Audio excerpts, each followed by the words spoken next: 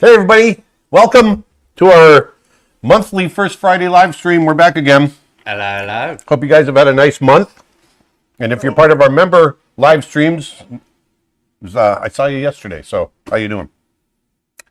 But first of all, I just want to mention on the YouTube channel, on our YouTube channel, we just finished. Dustin just finished editing a really fun piece that we put up yesterday.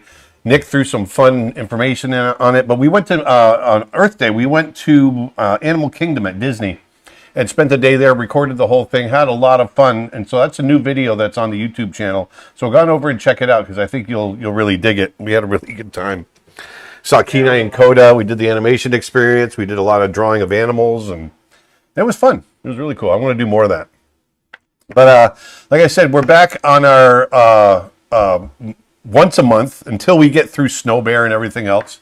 We've gone down to once a month doing our Friday live stream, and so here we are. And it's May the 5th. It's Cinco de Mayo. So I thought it might be fun to do something Mexican related or the Central American, Mexico, Yucatan, something in there.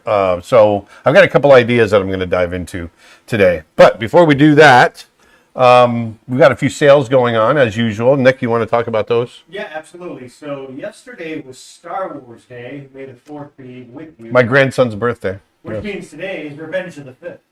So we are keeping our Star Wars sale going over at creatureartteacher.com. Everything on the website is already on sale for 30% off or more, brushes, courses, lessons, all that stuff. But if you use code The Force, all one word at checkout, you can get an additional 30% off any order. So head on over to Creature Art Teacher and check that out. And the other thing I'm waiting to hold off on until you get drawing a little bit. Yeah. Okay. Sure. So I'm just going to go ahead and dive in. One of the things I really love Mayan and Aztec and a lot of the natives of the Mexican area, their attire and their costuming and that sort of thing. And I thought it would be, and one of the biggest American cats is a jaguar, or the biggest American cat is a jaguar.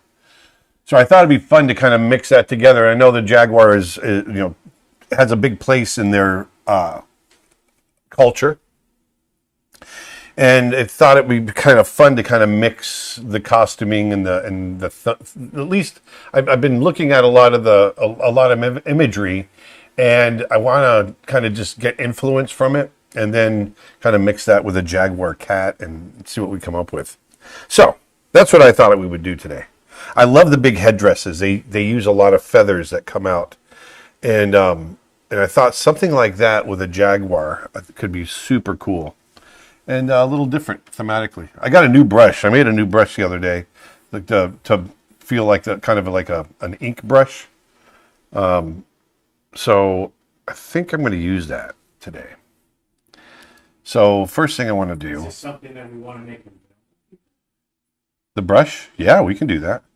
It's a neat brush. I'm going to use it today. So if you want this brush, let us know. It's pretty much just straight. Let me blow it up really big. It gives you a nice kind of broken edge to feel like it's ink on paper, is what it is. And I was doing an image of Snow Bear the other day, and I wanted that kind of rough ink look, so I just made the brush. It is very nice. So how about this? If you want to get this brush, go over to creatureartteacher.com and join our newsletter. There's a link right there on the homepage. Sign up for our email newsletter, and we will send this brush to you. We'll send it out on Monday to everybody. That's cool. I like that idea. And if you sign up, you'll have to allow me a little time. Go sign up now, and we will send it out on Monday or sooner. See, you tune into the live streams and you get a little surprise. If you're watching this video later, I'll make it so that you'll get it for free whenever you sign up for the newsletter automatically. Because you already get our free elephant pack and our free sketching brush, so we'll throw this ink brush in there. Where's Dustin? I'm right here.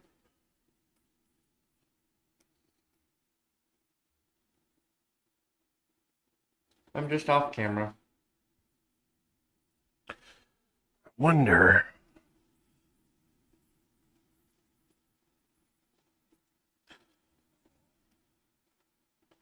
I'm just coming up. I'm kind of letting the ideas percolate in my head, and I've got some ideas.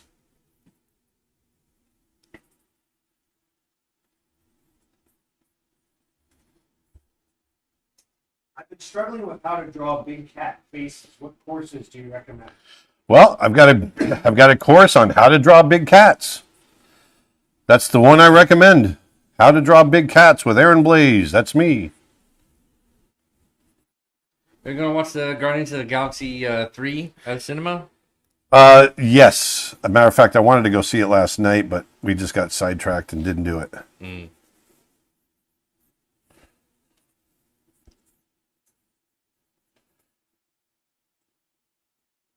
Got a little bigger on the chin.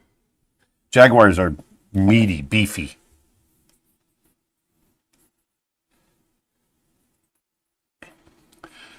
So I want kind of this explosion of color coming out in this portrait. Someone says, what if I'm already signed up to the newsletter? You will get it on Monday. Send out an email to everybody. So if you're already signed up, be patient. You'll be getting it soon. You don't have to unsubscribe and unsubscribe. Oh. This feels like a felt tip marker, the way it goes down. It's kind of interesting.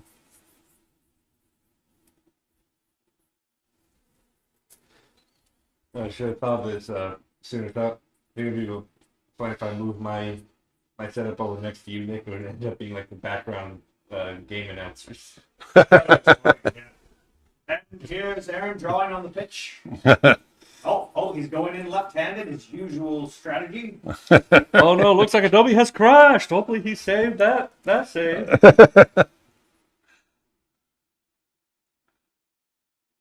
Swinging and a miss on that line. All right. Oh, looks like he erased a little too much there. By the way, I want to mention to you guys, if you sign up to become a member on the website, we do 2 live streams a week outside of this. Every Tuesday and Thursday, I'm working on Snow Bear, our animated short, 10-minute animated short coming up, and so every Tuesday and Thursday while I work on it, if you're a member, you can tune in and join me. We have a great group of people that come on. It's really a lot of fun. We've got 2 great membership options to choose from, by the way. We've got a monthly plan and an annual plan. The monthly plan works kind of like Netflix, where you get streaming access to everything on the website, which is over 600 hours of content. And the annual plan gets you everything to keep. You get to download it all, plus everything we release over the next year. That's pretty cool. Pretty strong. That's pretty cool, man.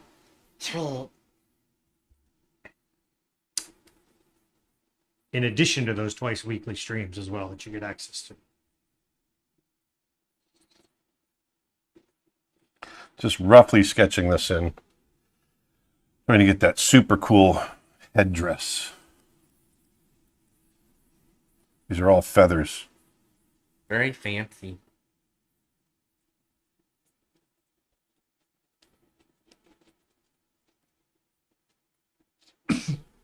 Hey, Erica says the membership streams are amazing. It feels like a family.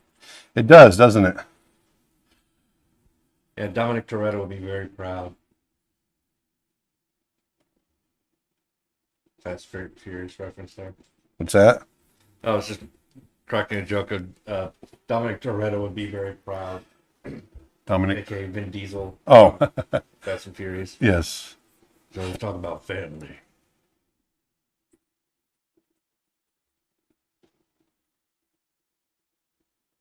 Philip just hopped in and says, hello, lovely people. I'm a bit late. Did I miss anything?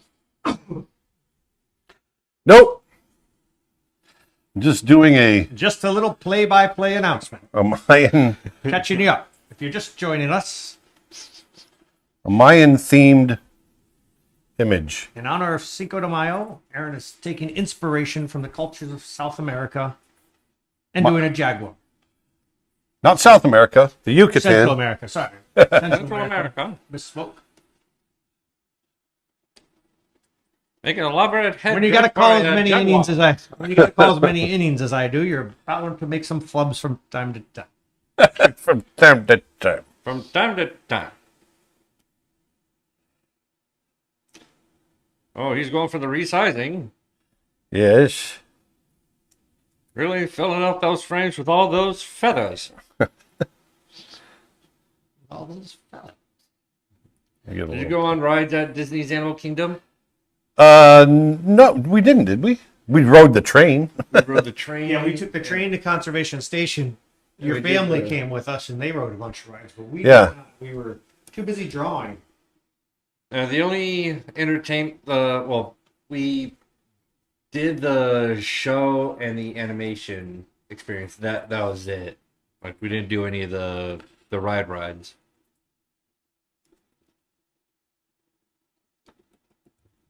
Which is not that many rides, as I recall, in Animal Kingdom. Other There's actually than, quite a few. Yeah, there's a few, but I mean, like, not as many as, the, like the other parks have.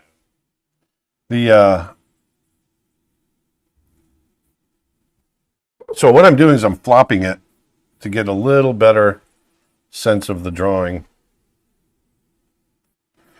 If you flop your image, it helps you.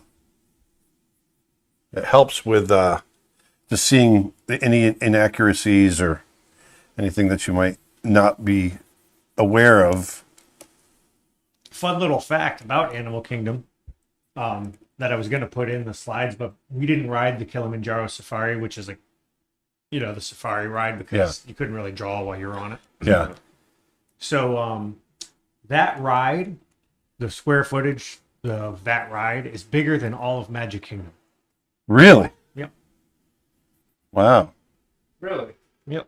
That's pretty cool. That's a nice little fun fact.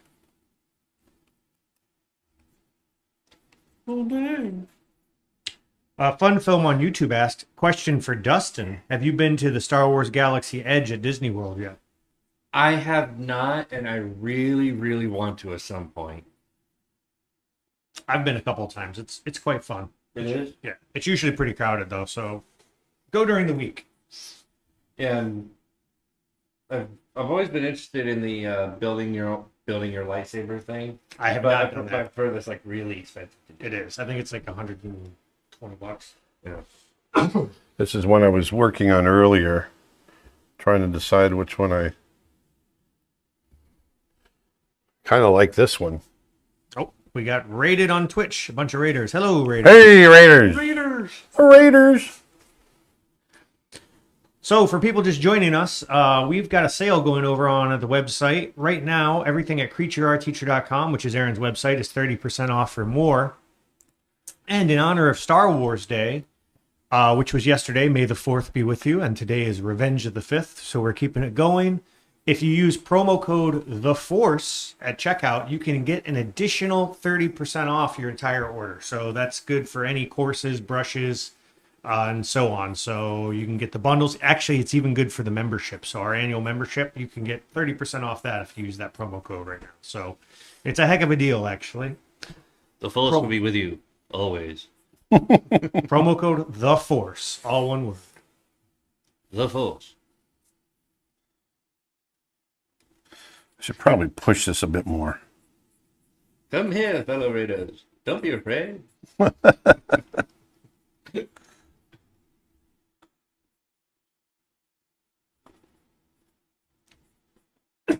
Goodness. I'm going to turn my mic off when I'm not talking. I'm going to do my typical Aaron shadows across this. I want to get some cool dramatic lighting on this. Actually, I was just thinking, it's been a while since you've drawn digitally on a stream, hasn't It's it? been a while since I've drawn any kind of. I've been animating so much. I mean, obviously I draw when I animate, but I mean, it's been a while since I've just sat down to. Wow. It's been a while. It's been a while. Martin corrects the joke saying, "There's one thing I dislike about being a member. I can't buy courses on sale."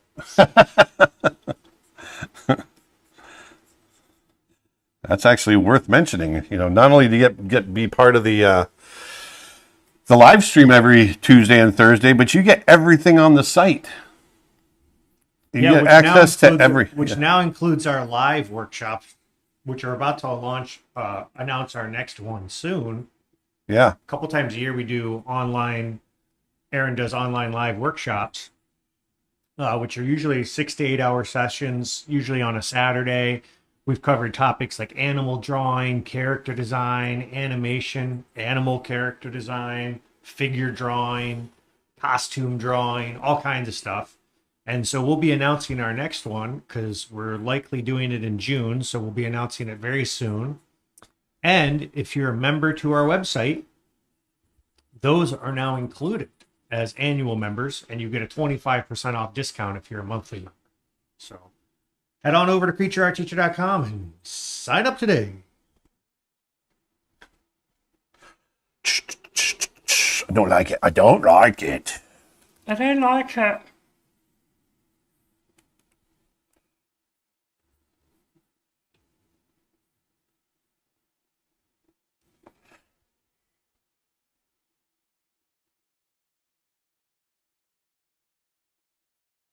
So I'm just trying to get this kind of tied down in here. I want to get the drawing a little bit more tied in. I might go over it one more time. I want to see if I can push the Jaguar character a little bit. See if we got any questions here. Any questions? Come on, people. Aaron, Ask me can questions. we watch you while you draw storyboards as well? Yes, as part of the live stream. Yes, absolutely. If you remember. At this point, most everything is storyboarded, so I'm not boarding much. But when I do need to reboard something, yes, you will be part of that. And Bryce wants to know, can I get a status update on when the Volume 2 book will be shipping? Well, first, Aaron, or Dustin, you got the slide for Volume 2? The book? For those who don't know, Aaron's Art of Aaron Blaze Volume 2 book is currently in pre-order. The first 750 copies get a guaranteed signed edition, which we are getting close to. Had a meeting with the printer last week. Things are looking great. So we are still on target to hopefully be shipping in June. So that's what we're shooting for. We originally said end of the second quarter, which would be June. So we're hoping we're still on track for that. Any hints on the upcoming topic for the next live workshop? No. We're not sure yet. We're kicking around a few different ideas. Yes.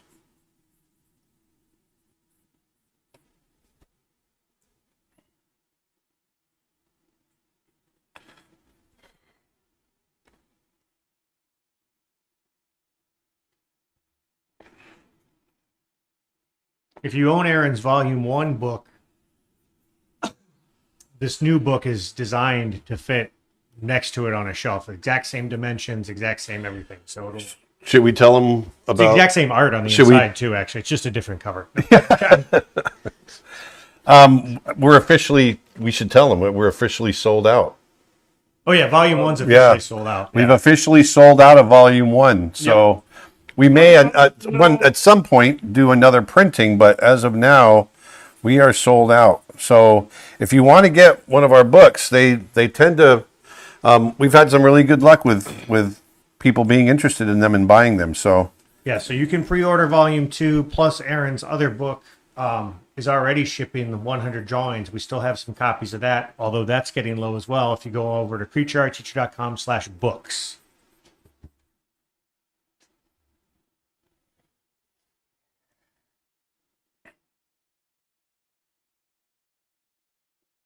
All right. So we've got another announcement today. A couple of months ago, we worked with our good friend Pent, who owns a puzzle company up in Vermont called Vermont Puzzle. And we did sort of a test of a limited edition run of a puzzle of Aaron's artwork called Best Buds. Well, we are happy to announce that we are actually now rolling that out. Justin, go ahead and cue up the puzzle slide. There we go. If you head over to creatureartteacher.com/puzzle, we have 10 new puzzles that are now available for order. These are all limited edition puzzles. And actually, what's kind of cool, Aaron can hold up some of these here in a minute. We've got different puzzles now, different Numbers of pieces. for different skill levels. So different. Some people like more of a challenge. Some people might want some that are more kid friendly. So we've got 150 piece puzzles, 345 piece puzzles, and what have you. So if you head over to creatureartteacher.com/puzzle, you can check out all 10 images. And we've got some of the actual physical puzzles here that we can show in a minute. But what's also interesting is we also now have, for the first time, Aaron, go ahead and hold this one up to camera. We'll go to full screen. This particular image here is a 500 piece puzzle. This is a member exclusive. So this particular puzzle is only available to monthly members and annual members. So if you're someone that likes a puzzle, or you know someone that loves puzzles, that's your family, these 500 piece puzzles are quite a bit of a challenge. And we know a lot of puzzle heads out there really like that sort of stuff. Puzzle heads. So we're starting to roll out some merchandise that's member exclusive. This is the start of that. But the other 9 puzzles are available to everybody. We got some really cool one. Aaron's tiger and butterfly images. Yeah. The icy spots, his Earth Day print, some of the World Lion Day ones. They're really beautiful. And then the 150 piece puzzles are great for kids. They're bigger pieces.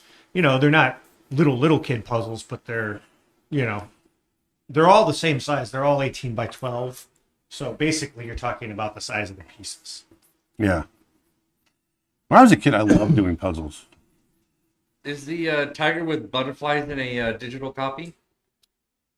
In a digital, what do you mean? Like, is there a digital? Is there a way they can get that image, like, online somewhere? No, I think we sell prints of it. we sell prints of it, Yeah. or you can order the puzzle. But the actual image is not available unless you get a print.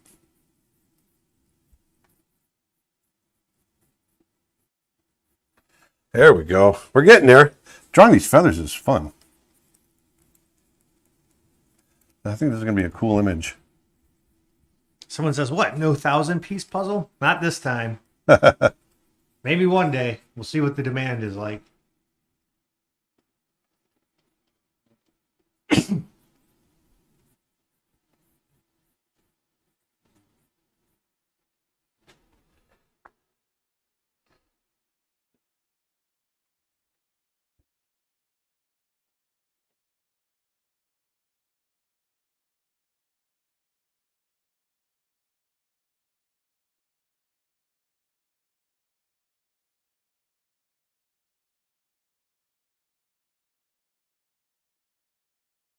Be fun. Buttery Smooth on Twitch says, "I have the Best Buds puzzle from when it first came out. I'm excited to expand the collection." All right. Very cool. We're excited for you to expand it. CreatureArtTeacher.com/puzzles. What's cool about these puzzles too is they're all handmade. So they're all Yeah. done by our friend Kent up in Vermont. He makes each one of them. Oh, and we do now ship them internationally as well, which is new. The first one was USA only when we were doing a trial. So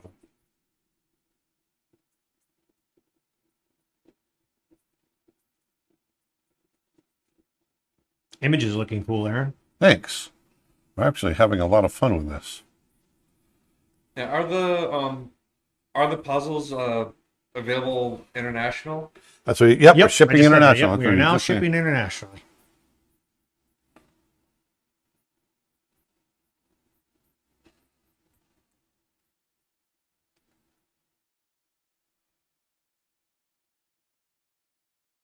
Julia says, Nick, my 80-year-old mom is listening to the live stream and said you sound like a great spokesperson.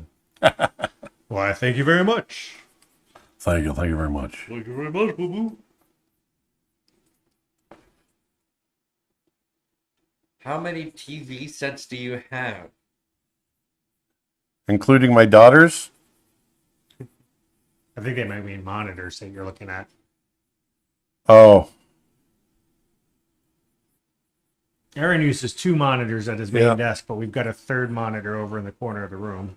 yeah, we've got quite a few in here. Well, we've got a few in here, I should say. Oh, Manny just hopped in. Manny! I was Hey just there, thinking about you, everybody. Manny. I haven't seen you in a while. I miss you, Manny.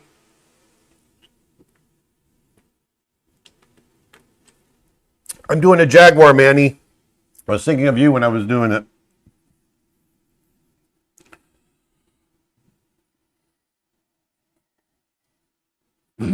Someone on YouTube asked, are you guys going to use the green screen soon? Actually, if you go back and watch our last couple of streams and videos where Aaron did his sketchbook tours and the book tours, that was done using the green screen. So Aaron sat at the desk where I'm sitting now. Yeah, we're gonna do the book thing that we did, where I was picking up my favorite books. That's gotten a lot of interest. Yeah. Yeah. So we're gonna do that again.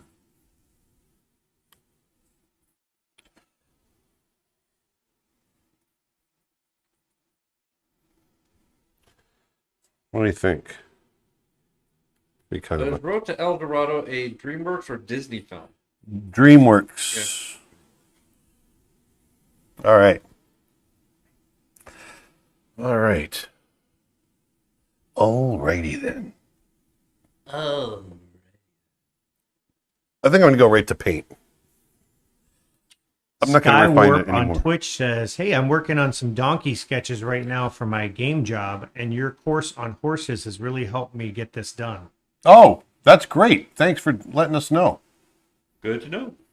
Yeah, for people who might be watching this for the first time, you might know Aaron as an animator, but he's also a pretty well-known, internationally known wildlife artist.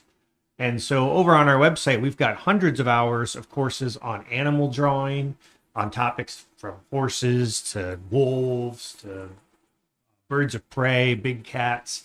And in addition to that, we've got a bunch of animation courses where he also goes over four-legged animal motion, four-legged locomotion, walks, trots, runs, all kinds of stuff. So if you haven't been to Aaron's website, creatureartteacher.com, there's over 600 hours of lessons there.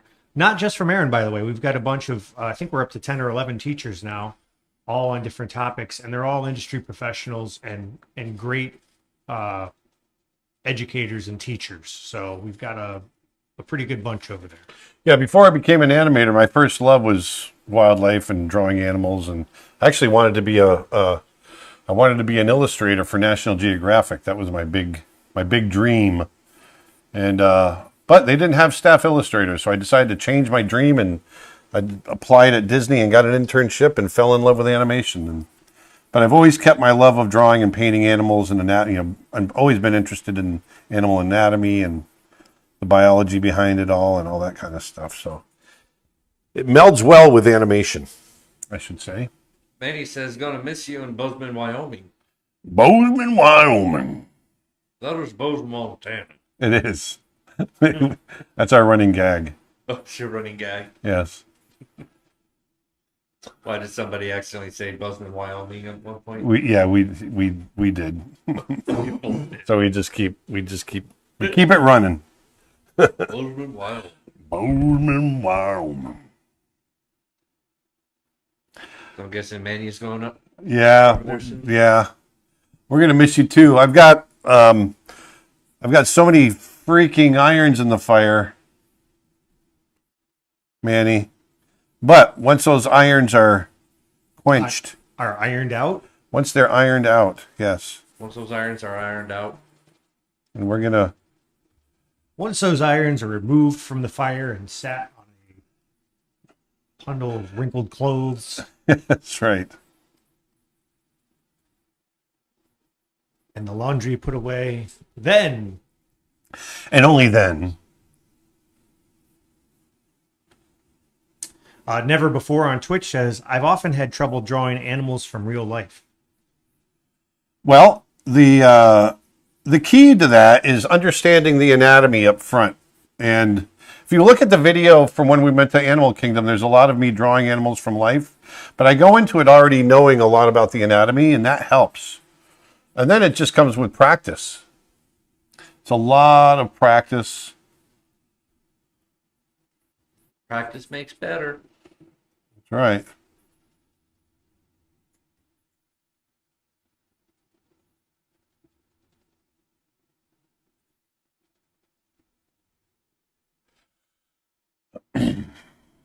So I'm just roughing in color right now. We're going to refine it in a little bit.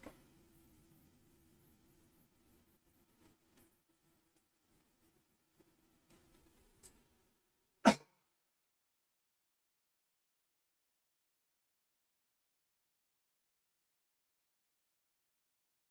cough is so annoying. It's just entered that I feel fine, but have a hacking cough for no reason phase. Oh, I hate those. I'm doing all of this on one layer, like kind of a dummy. I should have Color, you mean, or yeah, because there's a lot of layers of feathers and stuff. I should have done them with individual layers, but I'm too deep in now, so it's okay.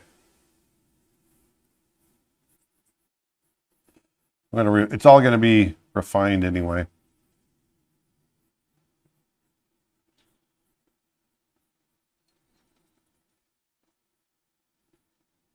You big dummy. Big dummy. Are you still using the ink brush? No, this is one of my other pastel brushes. So for people who may have joined late, Aaron started this drawing with an ink brush that he created a couple days ago. Oh, yeah. And we're going to go ahead and make that ink brush available for free if you sign up to our newsletter. If you sign up now, because we just decided this at the top of the live stream, you'll automatically get Aaron's free sketching brush and how to draw elephants PDF. But if you go ahead and sign up anyway, because on Monday we'll send out to all of the newsletter subscribers the free inking brush. I'm using it right now. Oh, he just switched over to it. He's using it now, people. He's doing it live.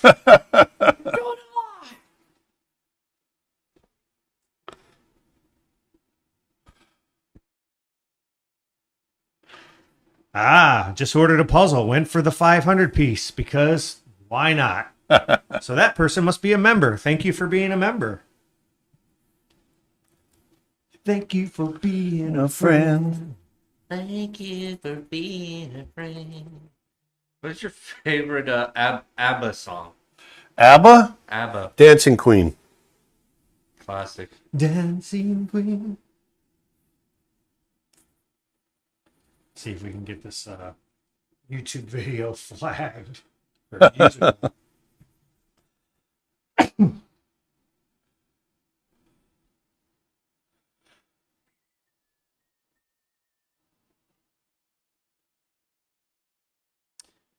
Hello, greetings from Colombia. Can Hello. you send a greeting to my group of drawing friends, Los Veos de...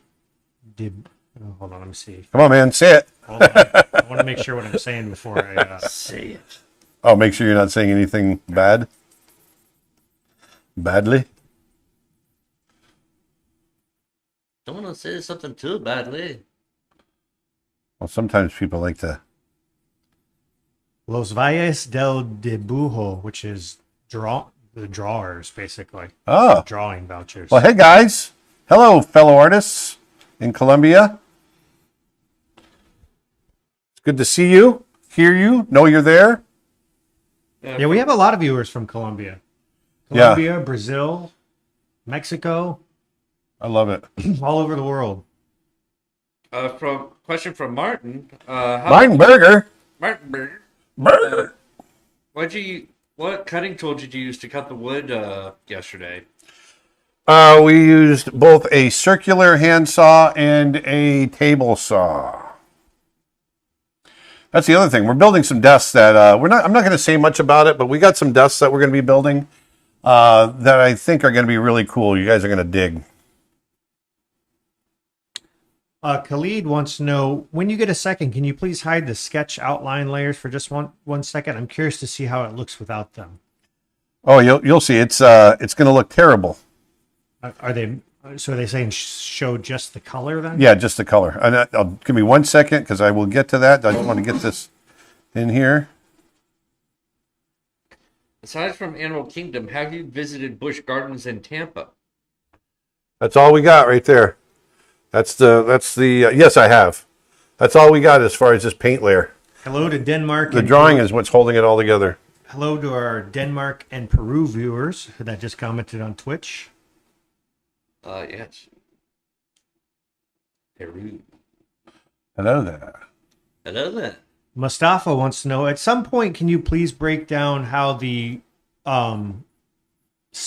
famous kiss scene with the spaghetti with them kissing was animated? I think they mean like how you do two characters like that. Yeah, that's a good idea. I'll do that sometime.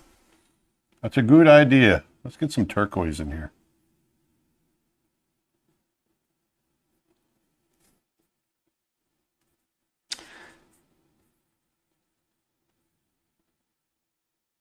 I heard that decades ago, some of the former Don Bluth animators told you stories of how in the early films, minutes worth of finished animation was cut out. I assume that seldom happens with Disney, correct? That seldom happened. Yes, exactly. It does happen, but it's not very often. Think about it. Animation costs millions of dollars to produce, and so if you end up cutting it out, you're throwing a lot of money down the tubes. So that's why we storyboard a lot before we okay anything into production, just to make sure that it's working.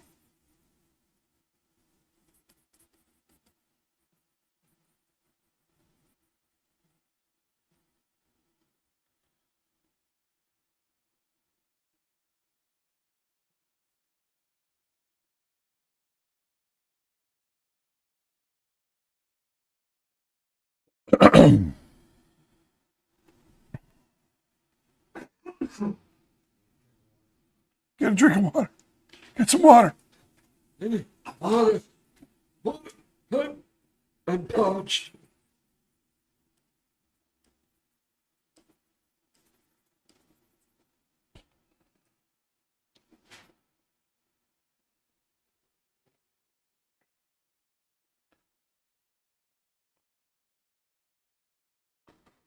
What was your favorite and least favorite dinosaur? Oh, I got one right here. Thank you. All the classics: T-Rex, Triceratops. Triceratops. Yeah, I don't really have a least favorite. Yeah, Stegosaurus was always my personal favorite. I always liked that fact about Stegosaurus and when they lived. The time between Stegosaurus living and Tyrannosaurus living is longer than the time between Tyrannosaurus and us living. Really? Yes. Which means Meanwhile, in Fantasia, there was the famous fight between the Stegosaurus and T-Rex. So realistically, that would never have happened. Never would have happened. No.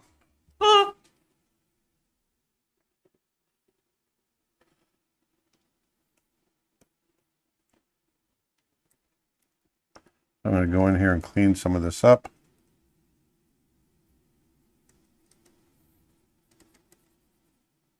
I guess Martin's favorite is Animatorsaur. The Animatosaur.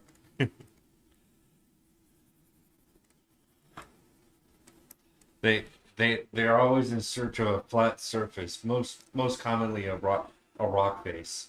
I wonder if I give him emerald eyes, what that would look like. Emerald eye. Here's an example of the Slain Chieftain for the voice. Emerald don't eyes. know how He had emerald eyes. I swear he had emerald eyes. I can picture this character's voice being similar to that of Shere Khan from the old Disney animation. Yeah. Bravo, bravo.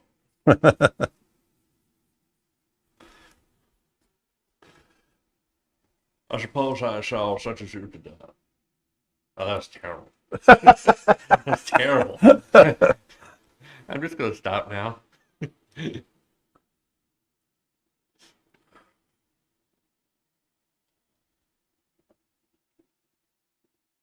sounded more Sean Connery-ish, didn't it? Yes. Yes. Sure. So if you're watching this stream and you haven't seen us in a while, because we used to stream every Friday, we now stream the first Friday of every month here on YouTube, Twitch, these live public streams as we call them. They're the first Friday of every month.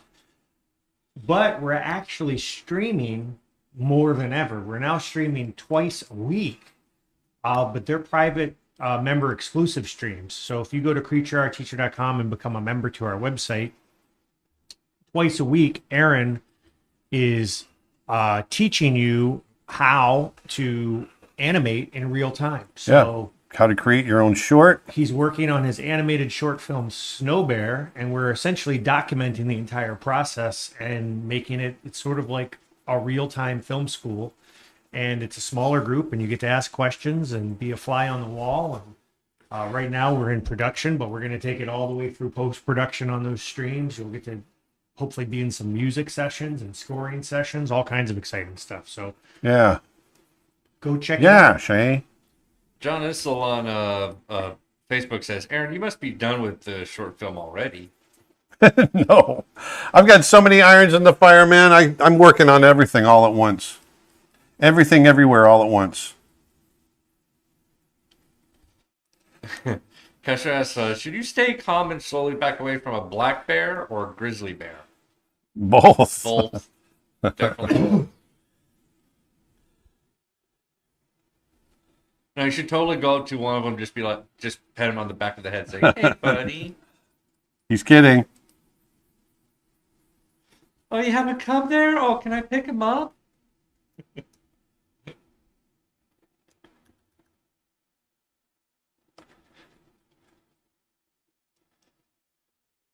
And the scary fact is that there are folks out there with that mentality. Matt on YouTube asks, do you have a favorite species of bear? Well, I gotta say I love polar bears, and that's my jam right now. I also love grizzlies. Brown and polars. Yeah. Brown and grizzlies. Alexis says, I love the member streams. They're the highlight of the week for me. Oh, thank you. Ryan asks, any advice for drawing feathers? How do you avoid them looking like repetitive lines? Well, feathers have a lot of character to them, just like hair and things like that. And then, with hair, you gotta watch out for the same thing. It's understanding their anatomy. Feathers have anatomy just like there's different types of feathers. Once you understand, and you got to understand how they lay on the surface of a bird. And so there's a lot of different things to consider when you're, thinking about that type of thing. And you don't have to draw every feather. That's another big thing. YouTube question, hey, from Turkey. Hey. I would love to draw picture books for kids. Any advice for people who don't have talent at drawing yet? Well, that's what you want to do, you're gonna have to practice, and you got to get in there and work at it. It's my whole life as an artist. It's always been a constant journey of learning and refining and getting better, and that's what it's always going to be. You're always going to be learning as an artist, and if you're just starting out, you got to start working now.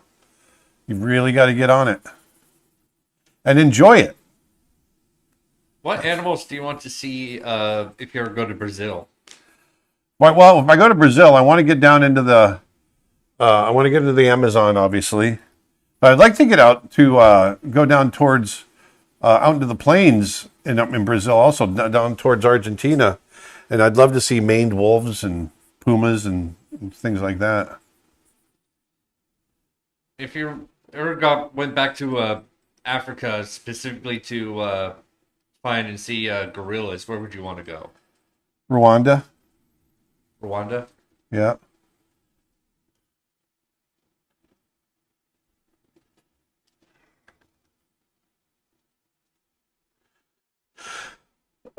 Michelle asks, how do you know how many shadow layers to use? I just do whatever feels good because I'm actually going to do another shadow layer right now. Since it's Cinco de Mayo, and that's part of the inspiration for today's drawing, Steve just texted. He said, you should mention that Claudia is from Puebla, the city where the Battle of Cinco de Mayo was fought. Oh, is that? It was against the French, right? Believe so, yes. So if anybody's ever sent a support ticket into Creature Art Teacher, you're going to deal with either myself or more than likely Claudia. And she works with us, and she's from Puebla, from Mexico. Yeah, She's amazing. She's a really good artist. And amazing, I was just going to say, and an amazing artist as well. She helps us a lot, all kinds of ways.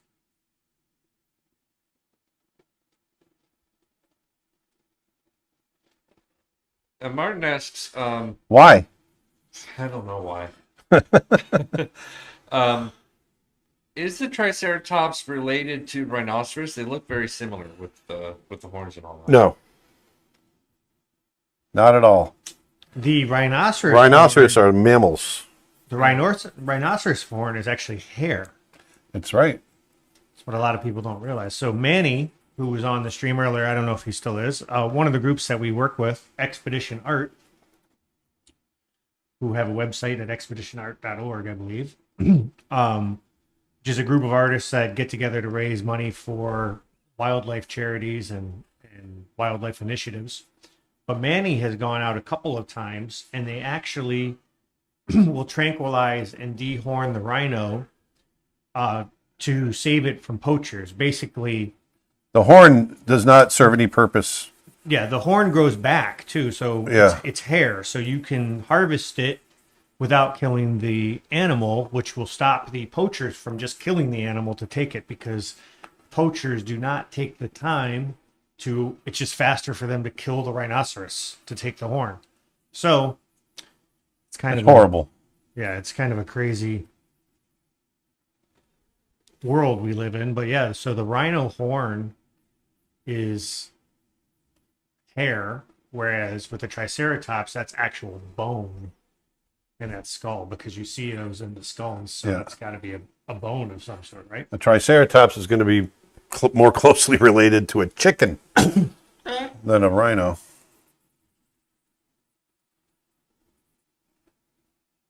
Oh, I forgot to make that jade as well.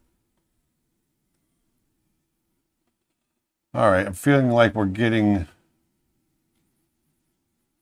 What is your go-to settings when you're starting up a new document, like when you're starting a new image up? Usually 18 by 24 because I like it. I like and 300 DPI, so it's really high resolution. Beyond that, I mean, as far as the process when I'm digitally drawing or painting, it all starts with a scribbly rough sketch to find the composition, then a refined sketch, then I lay down local color, rough color like I did, then I start defining that through shadow, and oops, Oh, that's cool. that was kind of cool, wasn't it? Turn that off. Oops. Yeah, through shadow, and yeah, so that's what I do there. I'm going to go ahead and just start laying in some of the spots. Manny says he's still here and asking, are the shadows on multiply? Yes, the shadows are on multiply. Absolutely. Oops. I don't want green. Green? I don't want green. I don't like it. I look awful.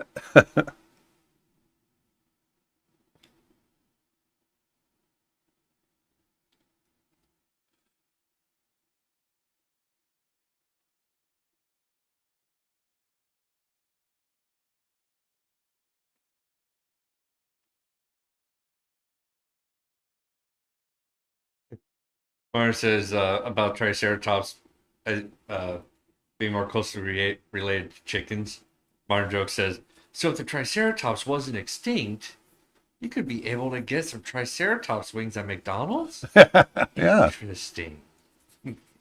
Actually, it's funny you say that. I was watching something on the History Channel, and it was a friend of Theodore Roosevelt's, I believe. And they were actually, he and Theodore Roosevelt were actually very seriously considering they were going to bring hippos over to America to breed them as Food. yeah. Yeah, I heard about that too. Huh. Yeah, they got very close to actually doing it, and then the last minute they changed their mind for some reason. Probably because they went, this is insane. We need that filter every once in a while. Just I've never been able to find anything. I haven't really looked super hard, but I always wondered if the natives here in Florida ate manatees. Because it seems like it'd be such an easy prey. Yeah.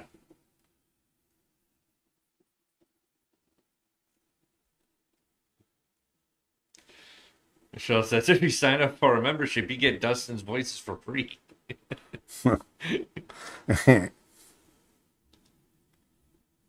do like making voices. Whether you want them or not. Yeah, believe it or not. You get free voices, believe it or not. Believe it or not.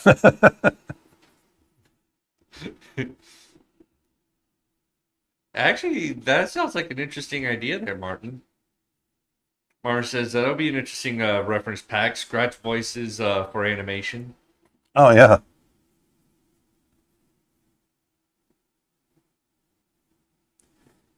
You might be onto something there, pal.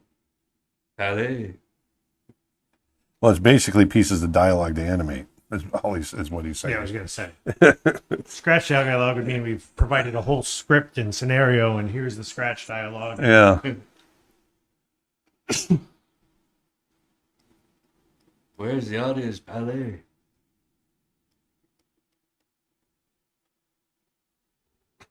Samantha says, good morning. I loved your video from yesterday. Thank you so much. Made this old girl tear up. Dustin, you did a great... did you get my question yesterday about the photos? So I don't know. There was a few comments. So I know there were some people that asked what camera you were using for those photos. Oh, I do believe I did answer somebody's question either later Do you last night or believe? this morning. But if you missed the reply, majority of the photos that I took was with my Sony Alpha 1 camera with a long 200 to 600 millimeter lens. There were very few shots, including the shot of the gorilla laying on his back with his feet resting on the window. That was shot with the Sony A6400 with the 18 to 105 millimeter lens. Because he was so close, I had to go a little wider, so went with the B camera. But yeah, that was a very, very fun experience getting all those photos. And there was a lot of video content to go through. I think we got like what, 2.5 hours worth of footage. Yeah. And it was a challenge, but very satisfying in the end.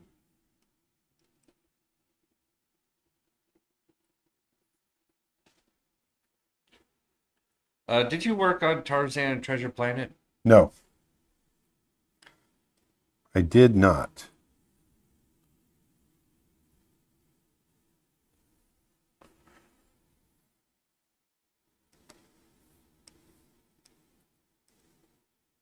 So now what I'm going to do is I'm going to push one more time and then we're going to start working over the top Whoops, that's not what I wanted. I'm going to push the darks a little bit more.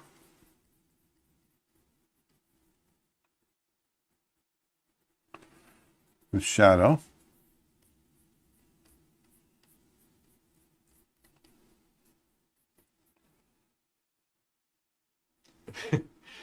And Michelle pointed out that she giggled when she saw the shot of me removing the lens cap. Oh, yeah. Yeah, I thought that'd be I thought it was funny you kept it in there. I was like, because I was filming you trying to shoot some photos, and then it was just funny because all of a sudden you're like, wait a second. Yeah, I thought keeping that in there would add a little bit of Jocularity. hilarity. Yes, I'm glad you kept. along with the dad poking his head out like a meerkat's. Thought those little moments would add some fun flavor to it. Yeah, and for people who might not know, head on over to our YouTube channel. We posted a video yesterday of Aaron drawing at Animal Kingdom, and he got to meet Kenai and Coda. We were there. It was Earth Day. It was the 25th anniversary of Animal Kingdom. It was a good day. It was. Very, very, very, very fun. And it was my first time seeing the Avatar's Pandora section in person. And that was really, really cool to see.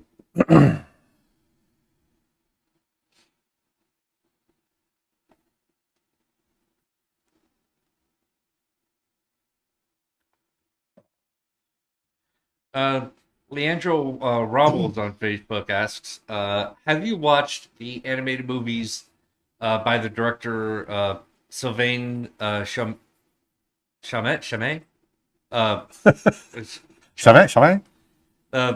He made the Triplets of Belleville and The Illusionist. Yeah, I was actually, the Triplets of Belleville was nominated for Best Animated Feature when we were nominated for Best Animated Feature. Yeah, I remember that. And I have seen that one. I absolutely loved Triplets of Belleville. I do too. Very unique art style. Music is fantastic. Oh yeah. And for the Triplets of Belleville song itself, like they play it for like the very beginning, like there's like the 1920s style to it. Then there's the actual movie version that's like in the credits. Yeah. And there's a mid one where it's like all a cappella, but with like some stomps and some hand clapping and all that stuff. I love that version. Yeah. Because it almost has what was the name of that show where they did all percussions but with like Stomp. Yeah, it had major stomp. No, the one where they did all the stomping around. Yeah. We took you to that when you were a kid. Yeah. Oh, I missed that show. Yeah, that was fun. That show's still touring. Is it? Yeah. Oh, you know when that's coming to Florida, if it is coming to Florida. Have you seen Red Turtle by Studio Ghibli? No, I've seen pieces of it, but I've never had the time to sit all the way through it. I've always wanted to finish it.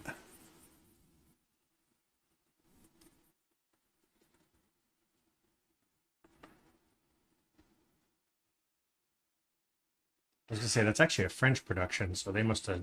I wonder what Studio Ghibli's role was. Yeah, I don't know. Oh, it's a co-production. So I'm just going through and you'll notice that over time I'll slowly start to tighten up. I'm still keeping it fairly loose.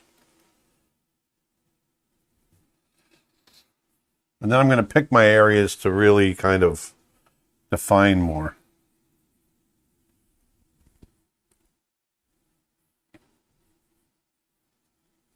So now I'm going to start working over the top of the drawing. Twitch question. Yes? What's your favorite bird to draw? My favorite bird, I love birds of prey. Any bird of prey. They're fun to draw.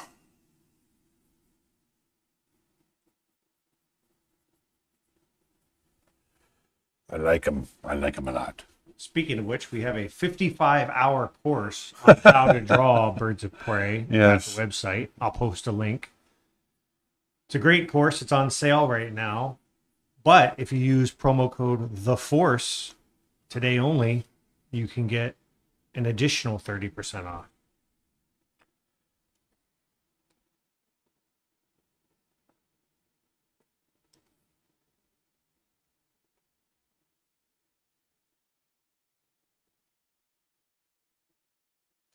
So I went ahead and put those spots up on top. Do you have any advice on how to hold the drawing pen on the tablet? Is it better to hold it closer to the tip or backwards above the side buttons? Like where do you I hold it. Can you go to the camera, Dustin? There you go. I hold it right about here. Just like so. I don't hold it way up here. I hold it there. That's just my personal preference. You don't use those buttons though, right? I don't use them at all. No. Yeah. I never use them either. Like, to be honest, I wish there was a way to remove them. Yeah, because I do accidentally push them all the time. Even most of me the time too. I forget to Like, deactivate I'm sure there's them. a way to disable the buttons. Yeah. Because that's what I need to do. Yeah, the only time I ever used any of those buttons was as like a right click function. Yeah, I have used that, but again, more often than not, I end up clicking it accidentally, so I'd almost rather just get rid of it than. Yeah. Yeah, the way I had mine set up was because it's kind of a two-way button. The one that was towards the front, I had disabled, but the one towards the back, I can just simply push that back button, and that would open up the right-click menu. But and I had my pen position in a different way, so the buttons weren't in my finger. That makes sense.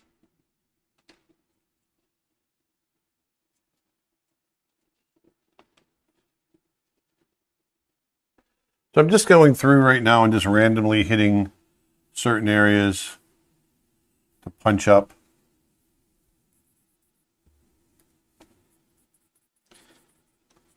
What's your favorite Disney soundtrack? Tarzan.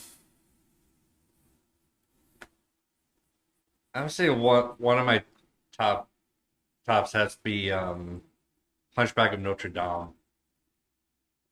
I always love like the big epic gothic kind of music to it. The choruses and all that jazz. All that jazz. And all that jazz.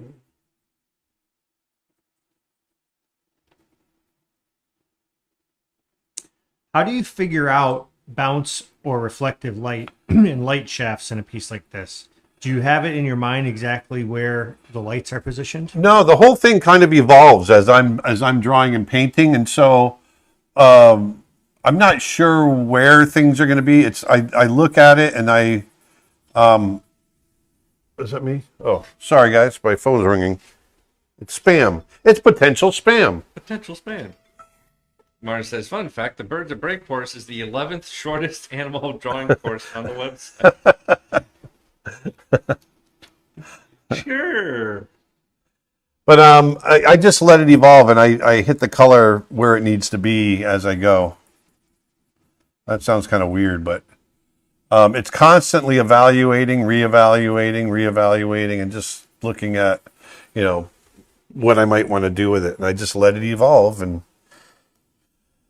it's a nice way to do it, I think.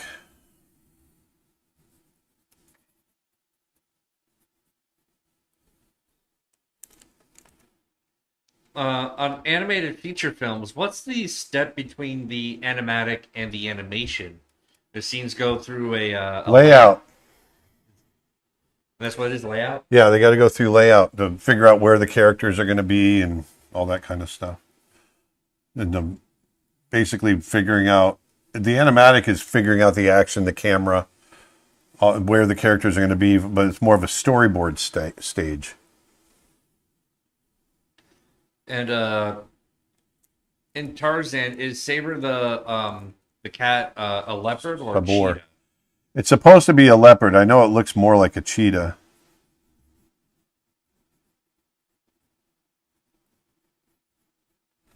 But I think they meant it to be a leopard. I always thought it looked like a cheetah. Because it was more lanky. Yeah. But cheetahs they're not killers like that. No, they're Yeah, I think that was just a strange design choice. I mean, it's Yeah. a cool looking cat, Yeah. so I'm not bad mouthing it, but yeah, it definitely looks more sleek than a leopard, but it's also massive. Like, I'm sorry, more sleek like a cheetah, but it also is kind of massive in comparison to Tarzan too. So Yeah.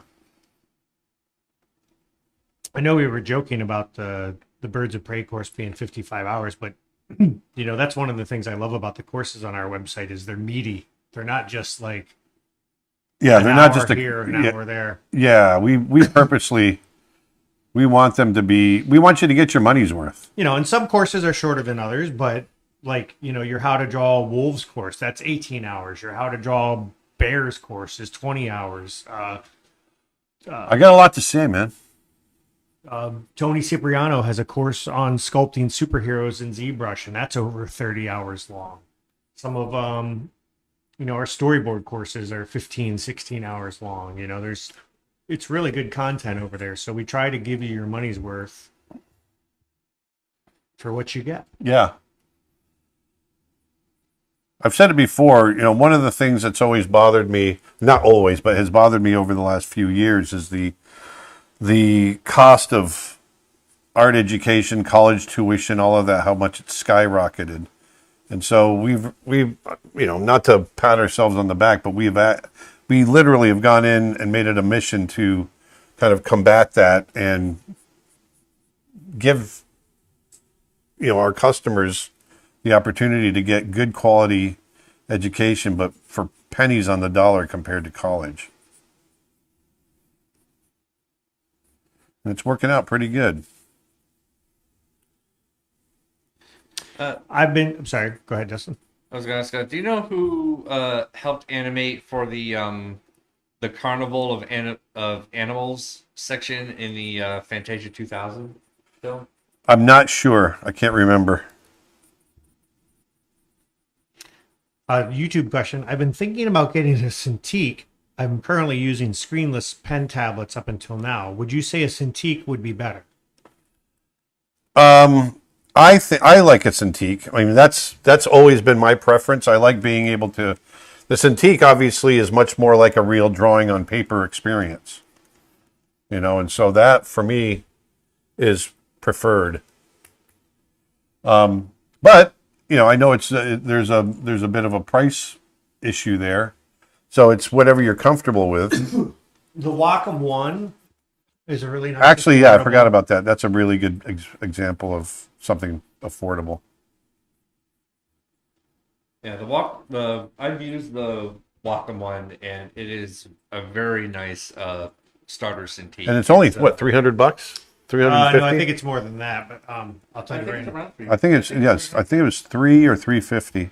Yeah, but it's a 1920 by. It's surprisingly cheap, is what I mean. Yeah, it's a lot cheaper than the other Cintiqs. It's definitely a good starter Cintiq.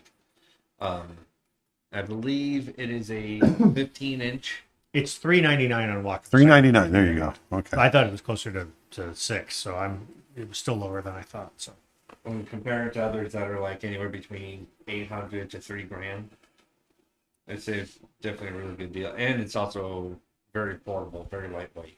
yep. I remember using a Cintiq Pro, a portable version of a Cintiq, and that thing would add so many pounds to my bag. But then the Wacom One, which is just I just use it as an extended monitor on my laptop, Yeah. hardly adds any weight.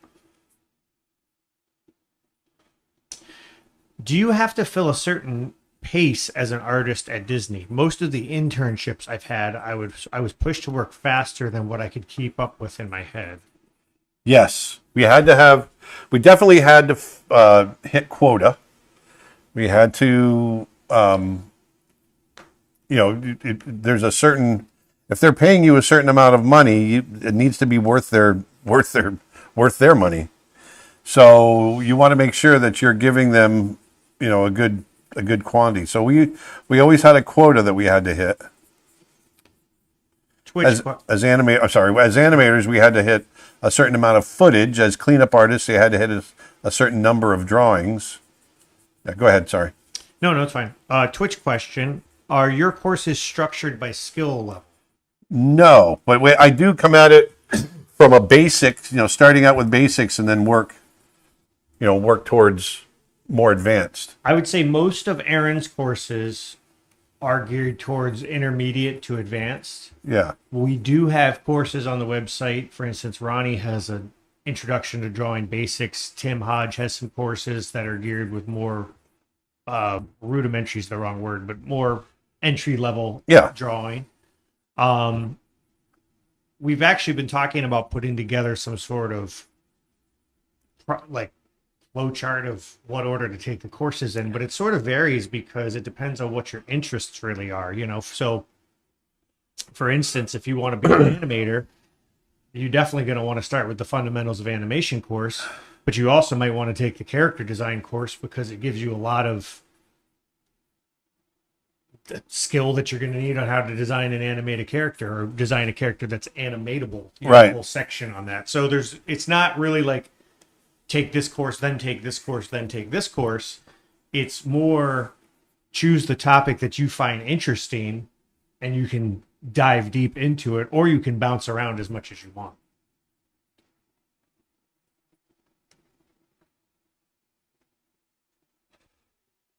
If that makes sense.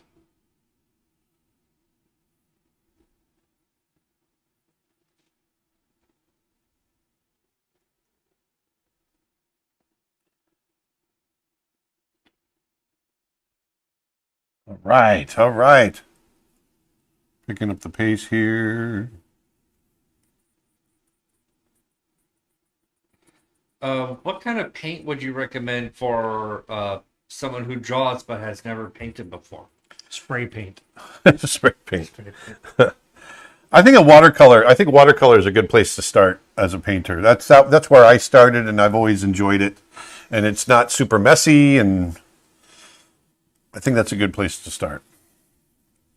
Watercolor, you said? Watercolor, yeah, personally. I mean, if you're looking into more opaque media, then I would say acrylic is a good place to start. Yeah. Because the learning curve is a lot less steep than oil. A lot of the same techniques still apply, but it's going to dry a lot faster. Which can actually be a downside too. I mean, oil has the fact that it dries slowly can be used and is used as part of the very nature of that medium. But typically the cost of entry getting into acrylic painting is going to be a lot more affordable too.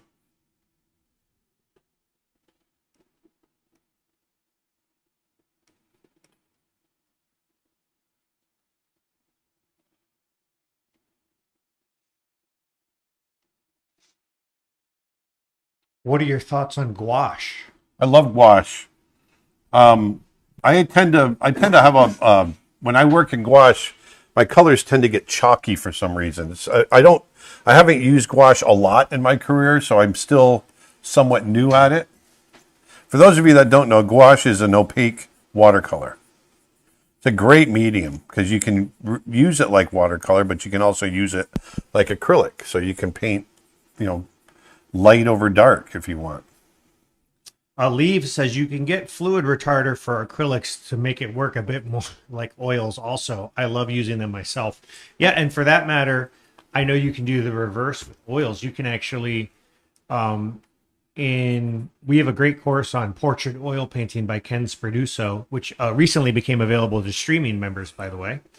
You can buy it as an a la carte course, or you can get it as part of either of the membership plans. And he talks a lot about mediums, and he talks a lot about the oils. Like, you can use a walnut oil. There's certain oils that'll make the oil dry even slower, or that'll make it dry faster, or that'll behave differently. And that's all fascinating to me, but it takes There's a learning curve to it for sure. Fascinating. That's fascinating. We have a course from Jenny Medved where she uses watercolor completely different than you. Yeah, she does. You know, and she waxes it and builds it up and does all kinds of Yeah, different... she's pretty darned awesome. Question from Facebook. Is it difficult to animate the horse rider? I animate a galloping horse without any problems, but now I got confused with the movements of the rider.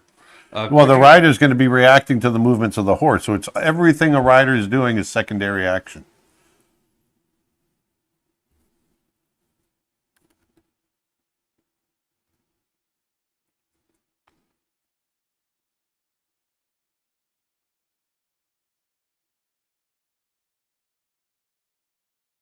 What I'm doing now is I'm adding a little bit of fur texture with my smudge tool to the stripes to give it a little fur texture.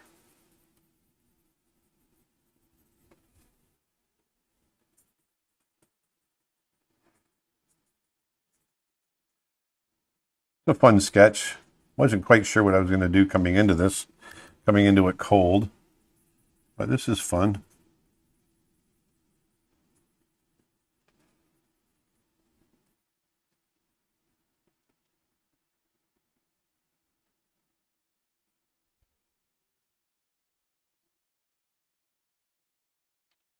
For people that are joining late, this image is sort of inspired by Cinco de Mayo, the 5th of May today, that we're doing this live stream. Yes, sir. Inspiration.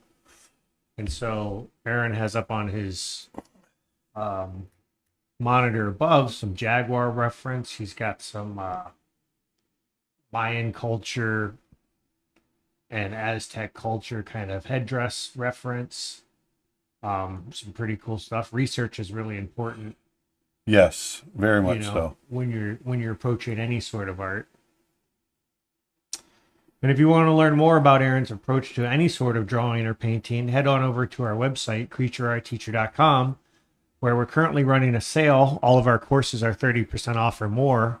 And for 2 days only, in honor of Star Wars Day, May the 4th be with you yesterday, and Revenge of the 5th today, you use promo code THEFORCE, all one word, at checkout. You can get an additional 30% off any brush or course order. So that's good for all of our brushes, photo packs, courses, classes. Dustin has some hundreds and hundreds, actually thousands of artist reference photos that we make available. Speaking of reference. Yeah, really nice stuff too. Thank you. Yeah, they're in different packs from here in Florida to Yellowstone and Africa. Three different locations. And if you use that code The Force this weekend, it's good for those photo reference packs as well. And for those who just joined us, today we put up 10 new puzzles on the website, puzzles featuring Aaron's artwork. If you go to creatureartteacher.com to check them out, you can see puzzle. All 10. creatureartteacher.com/puzzle. Yes, that's correct. You can see them all there. They're all limited edition. No guarantee, and we've got different piece counts. So some of them are geared towards more introductory level puzzles, maybe towards younger puzzle makers, and some of them go all the way up to 500 pieces. And we've got, for the first time, a members exclusive puzzle, which is a 500 piece puzzle. And maybe later at the end of the stream we can pull up all the boxes so people can get a sense, Aaron, of what they actually all look like. Yeah, that'd be great. I'll do that. Show what they're getting themselves into. Yep. Maybe we'll do a live stream of just you putting the puzzles together. Oh, that sounds fun. I couldn't think of anything more boring. Unless you're a person that loves putting puzzles together. It's true. I mean to watch. I don't mean making puzzles is boring. That's not what I meant. The It's letters like, are already rolling in. Yeah, right. You just pissed off the puzzle lobby.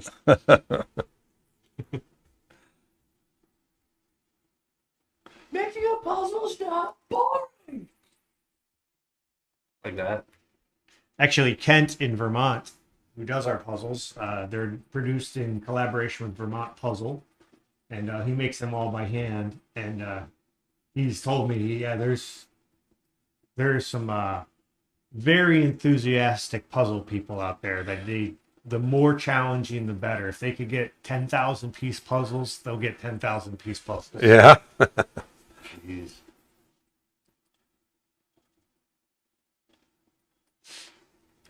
Erica says watching Dustin, Aaron, and Nick competing to put together the puzzles would be fun. That's actually pretty cool. That's a funny idea.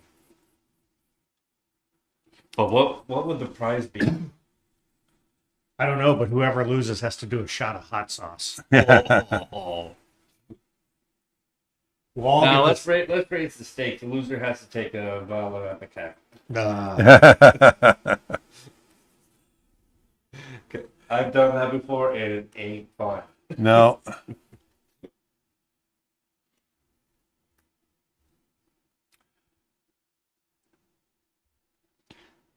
What was your favorite song in Mulan? What was that deleted song that never made it into the final movie? Oh, that you did the video off for. Remember you did the video on the Yao stuff. Remember the song that you were working on where it got really abstract, where you went to the shapes. Yeah, but that's in the that's in a the girl movie, that's that's girl worth fighting That's for. the girl worth fighting for. I don't know why I thought that was a removed I'm one. thinking of I can't think of a removed song. yeah, girl worth fighting for is probably one of my favorites from that movie.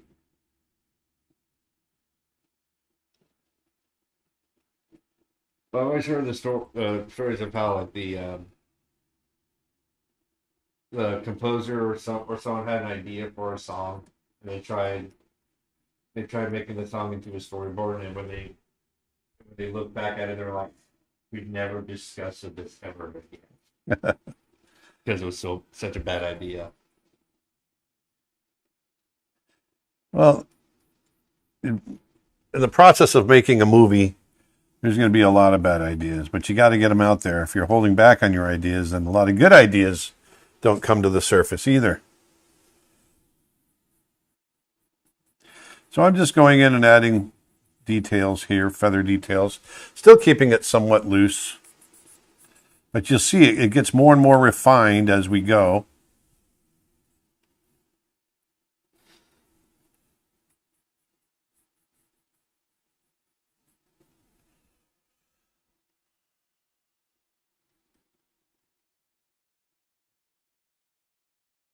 What would Aaron Blaze choose, Skittles or Starbursts? I like them both. See more as a Skittles guy.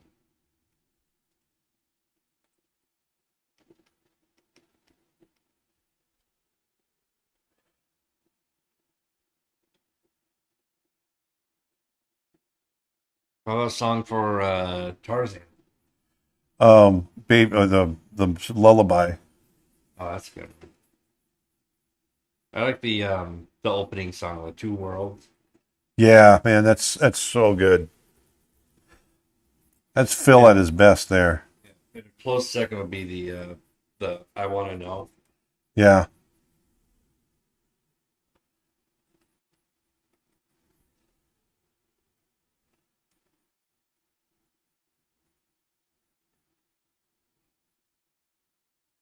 Let me blow this up a little bit so you guys can see it a little better.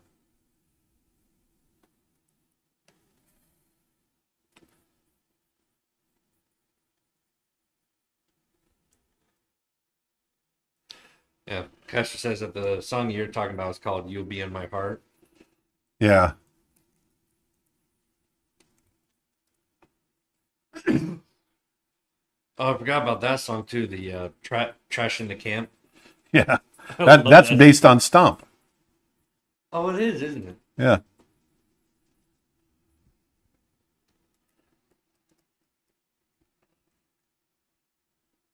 Yeah, because that was around the time when Stomp was really big. Yeah. I'm sure that's where they got the inspiration from for that scene. And Phil did all that, so I'm sure he got really excited about it.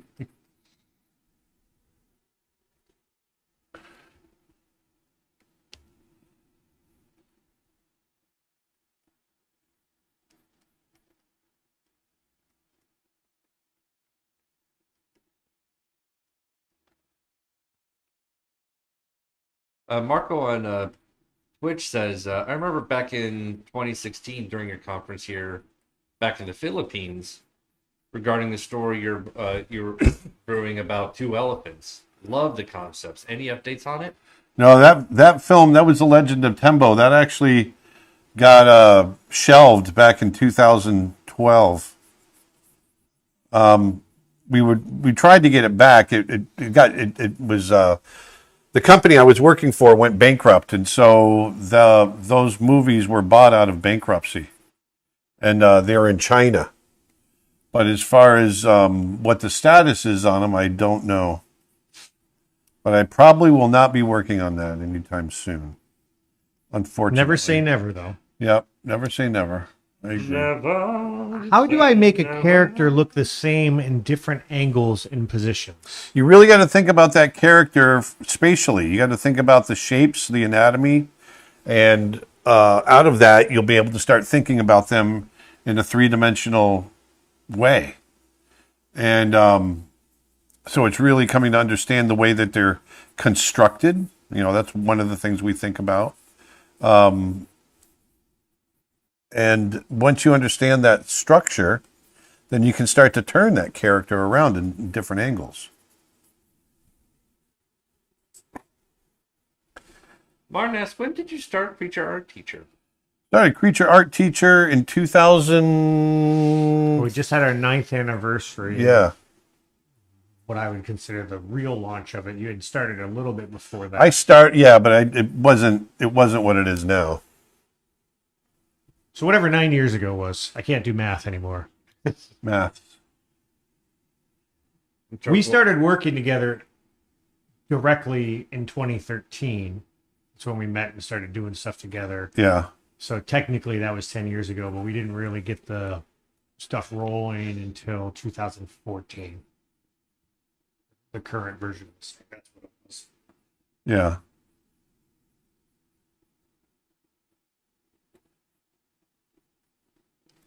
What was your favorite and least favorite sequences from the original Fantasia? Favorite is the was it the Rite of Spring? The dinosaurs? The dinosaur sequence? Yeah, Ave Maria is probably my least favorite. I mean, I like it okay, but it's just gets a little long for me. Which one? Ave Maria.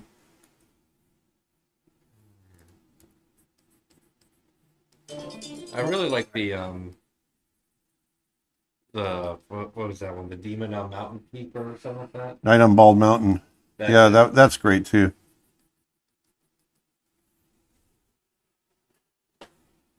Yeah.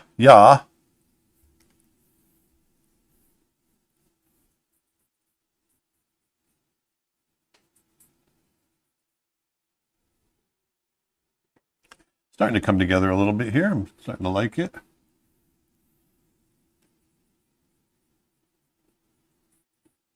Just going through and putting patterns in. YouTube question. Okay. I've been feeling pretty, Throw it at me. I've been feeling pretty deflated about my art lately. Any tips on how to care more about the process than the result? Okay. Yeah. I'm not quite sure I understand what you mean by defeated, unless you're just because you could feel like you're not advancing or you're. I think they're not happy with the outcome. So. Yeah.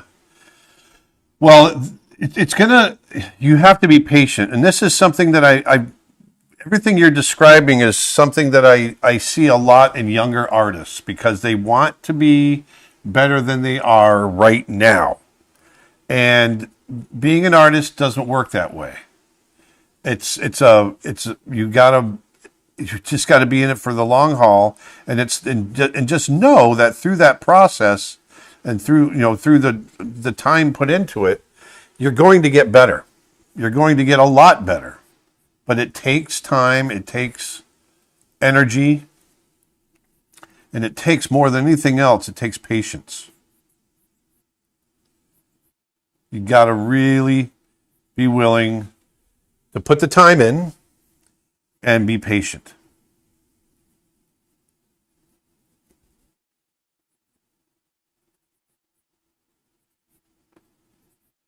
And next thing you know, you 5 years will go by or 10 years will go by, and you'll look at the work you were doing way back then, and you'll go, "Oh my gosh, look how much I've grown." And that's what'll happen.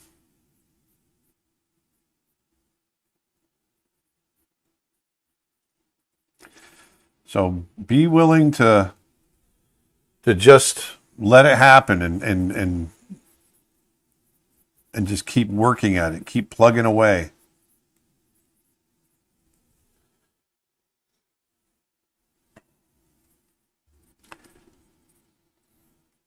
I've had so many people that come up to me that when I tried to tell them this, and they go, "Well, it's easy for you to say, because you were good at art right from the beginning," and that's absolutely, unequivocally not true.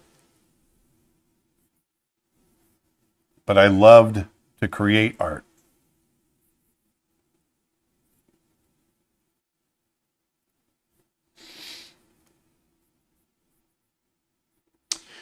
Any thoughts on Disney doing a live action remake of Moana? That's funny. They got quite a bit of kickback on that when they announced it. I was just reading an article about that. Yeah, you know what? Moana just came out. What's the point? That one, I get. I think they're going to the well too soon, too many times. And Yeah, too soon. I get them doing Beauty and the Beast and Mermaid and all that. Those films are 30 some odd years old. But Moana already? I think they've got Dwayne Johnson, and they're going, "Hey, we can do this." My assumption is that's the driving force, right? Yeah. Because you get him to play Maui while he's still in his peak and his prime and all Yeah. that stuff in a live action version. That's got to be somebody in the boardroom made that decision and said, "This is a great idea." Yeah. Hey, the bottom line is they're a company they're there to make money. People forget that. They get all upset about, Disney going for the dollar, and well, they have an obligation to go for the dollar to make money for their shareholders. That's capitalism.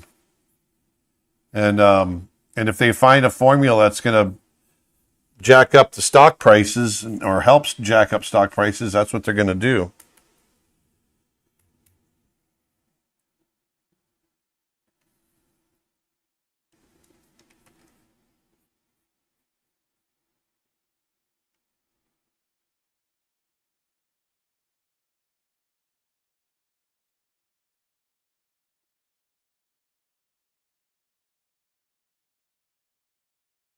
So now I'm just going in and refining.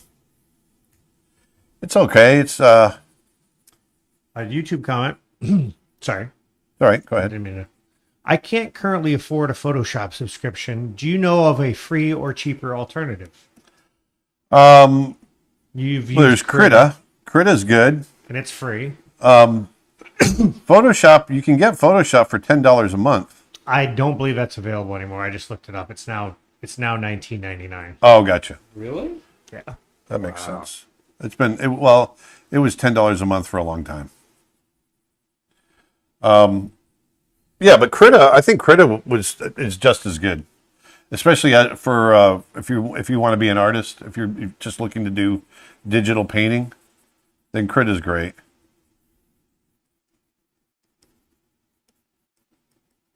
Some people are saying Clip Studio Paint is a good option. Yeah, I've never used Clip Studio Paint. We downloaded it and we were going to do something with it, and then we didn't. For Yeah, some then we reason. never We'll have did. to go back and revisit that Yeah. because that one gets brought up a lot.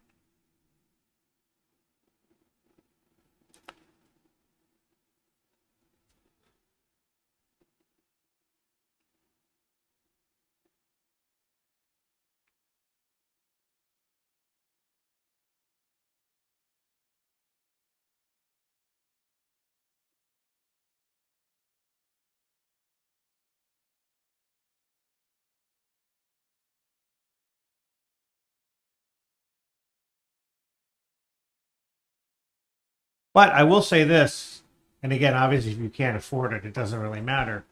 Having said that, a lot of people complain about the price of the Adobe Suite and the subscription model. I love it. We use it all the time. I mean, it's our entire business is based around the Adobe tools as part of our job. So we use Premiere for editing. It's what I think $50 or $55 a month now. InDesign for the It's- book. Yeah, book layout, web design, all kinds of stuff. So if you're a creative professional, uh, don't be afraid to invest in the tools, That are going to get you to where you need to be. yeah, that are part of your job. You know, it's sort of like if you were a builder, you would want to invest in higher quality tools than cheap tools that are going to fall apart on you. Not to say that you have to. There's certainly options, and it's not. No, but I agree. I mean, everybody has to make their own choices as to what they can afford and what they can't. But for $50 a month, you know, versus, you know, going out to dinner and eating out at a restaurant or going to the bar or whatever, you know, that a lot of people do, or spending $10 on a coffee. You know, if you think about it, $10 at Starbucks every day or $8 at Starbucks for a week. I know people that go every day, and I'm not criticizing, but it's just a matter of prioritizing what you want yes. to invest your money in. Yep, I agree. So for us, you know, the difference, you know, Photoshop, people don't realize that Photoshop alone, when you used to get the what they used to call the master suite before they went to the Creative Cloud, It was crazy. it used to be like $3,000 or $4,000.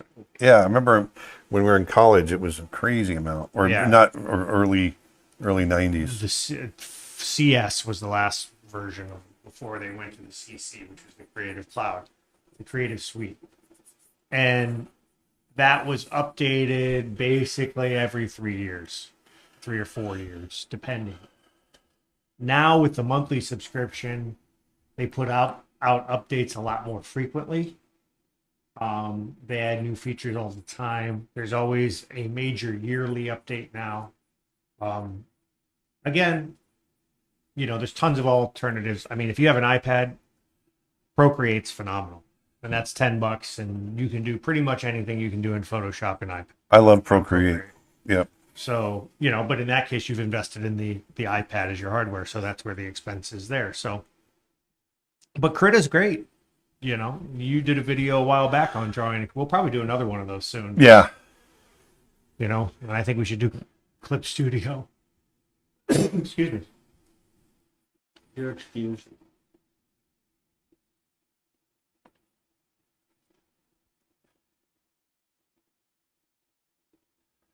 How fast can a hippo run?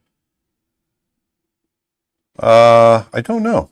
They don't really run per se. They just walk really, really, really. No, they run. Hippos can run. Well, they can't canter. Yeah. They can trot though. Yeah, that's why I was talking. Yeah. Really fast. Well, elephants can only walk fast. Elephants can't trot either.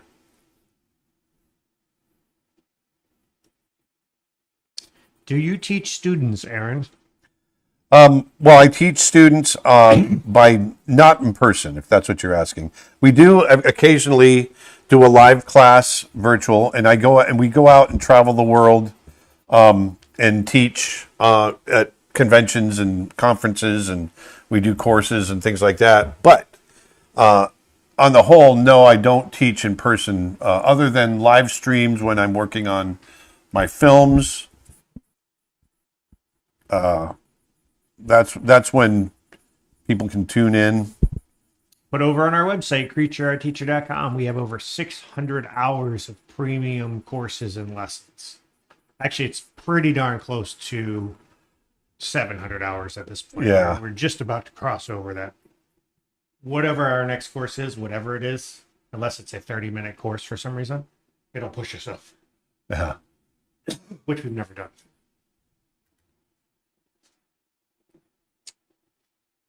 Chris on YouTube just gave us a donation. Thank you, Chris. And Oh, said, wow. Thanks. I'd like to thank Aaron and the rest of you. You have advanced my digital painting skills more than any other source. I love these long form paint along sessions. Thank you so much. Oh, I'm glad you enjoy it. Awesome. Thank you. Yeah, for me now, what I'm doing is I'm bringing in reflected light, pushing darks, adding highlights, just pushing and pulling and having some fun with it. This is my favorite stage because it's where it really starts to come alive.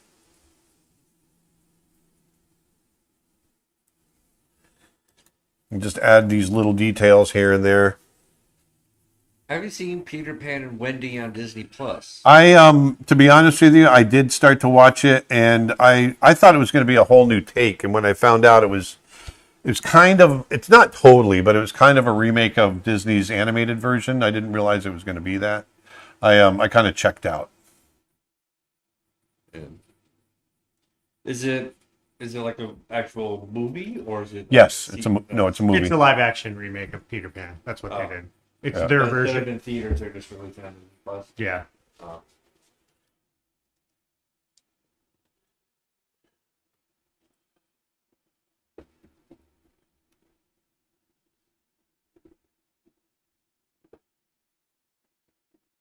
Red is a funny color. I'm working in red right now, red and orange, but red especially. There's no such, when you get into pure red, like really pure red, there's no bright red. You know, you can't do, like here in the like yellow and orange, they work together as brighter versions of each other and this and that. But you can't do bright red. It's only red. And if you try to go brighter than that, you start going into orange. It's interesting.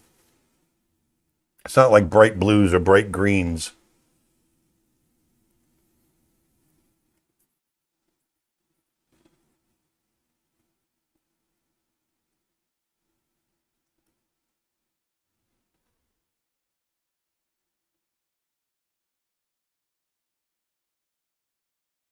Someone asked, "What do you mean by the kind of red you can't mix your way to?" Is that what you said?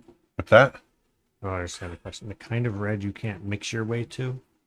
I didn't say that, but you can't. Well, red is a primary, so you can't make red. But you can tone it down. But pure But red red never gets more red. red never gets more. Yeah. Well, I mean, yeah, because you can have bright and dark violet. You can have bright yellow, bright blue, and dark blue.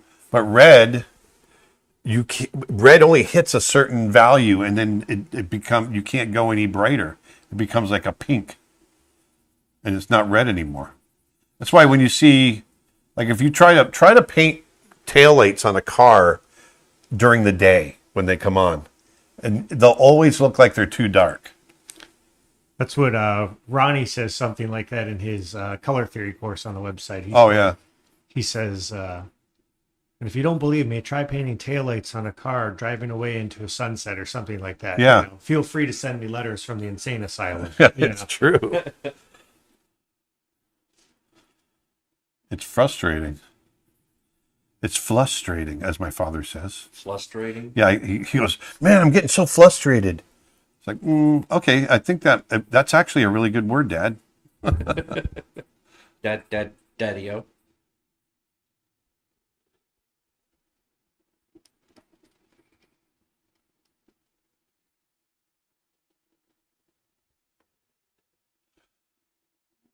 So I'm just going to go through and hit some little details here and there. And someone says, I had no idea the Peter Pan and Wendy film had been released. Maybe it's because I didn't watch any of the trailers, but I swear next to no marketing has been done. Well, it was released on Disney Plus. It's not in theaters. And yeah, that is an it interesting... was actually all over TikTok. It was being advertised. Every other video that came up was Peter Pan and Wendy.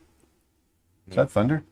Oh, no, it's my next door neighbor turning up, cranking I up don't his know. car. I think we're into this weird world of marketing now where the streaming stuff, everything is like its own ecosystem. I know. So It's become either if you don't follow Disney Plus, or if that's not your go-to app, then you're probably not going to see stuff that's on Disney. You know, It's true. it's not like the old days when it was like, hey, coming to a theater near you. Now it's like, Well, everyone had cable and ads were run on television, and that's how Yep. people consumed everything. And now it's just not that way. and also being drowned out by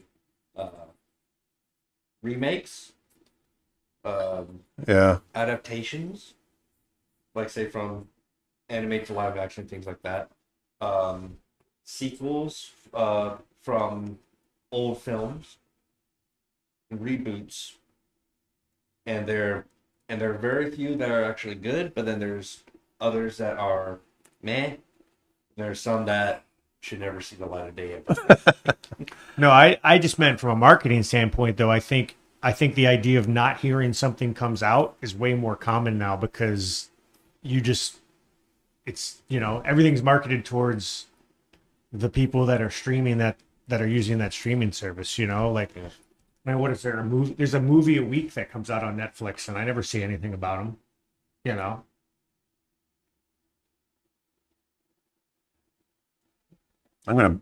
Here's a brush I made a while back. I'm gonna experiment with this. Is this a Jaguar? Yes, it is. And Manny's asking, can you have your dad click the multiply layers on and off? Yes, I can, Manny. Here's an interesting question from Red Creations on YouTube. Since making an animated movie takes such a long time, do you ever find yourself not liking a shot you did earlier in the process because you've improved during the making of the film? Yes, that's why. Especially with it happens all the time. So here I am. Here, let me take it. That's what that layer looks like normal. Oh wow! And then you put it on multiply. See, these are all the different blend modes. Whoops. Somebody said, bless you. Thank you. Is this a Jaguar? Yes, it is. Yes, it is a Jaguar. Now this is a Jag. War. So I can getting some nice little textures. I made a let's see if that looks. How's that look? What do you think of that? Is that too much? Oh, that's too much. Here, Julia. Julia says that there are 100-year-old movie theaters at the center of Athens that are closing. They're turning them into hotels. Wow.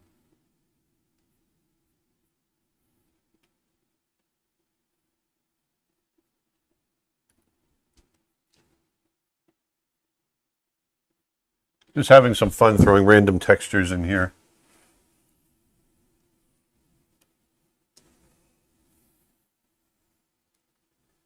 So that's interesting. Do you typically leave a shot then that you're less satisfied with in the film, or do you redo the shot?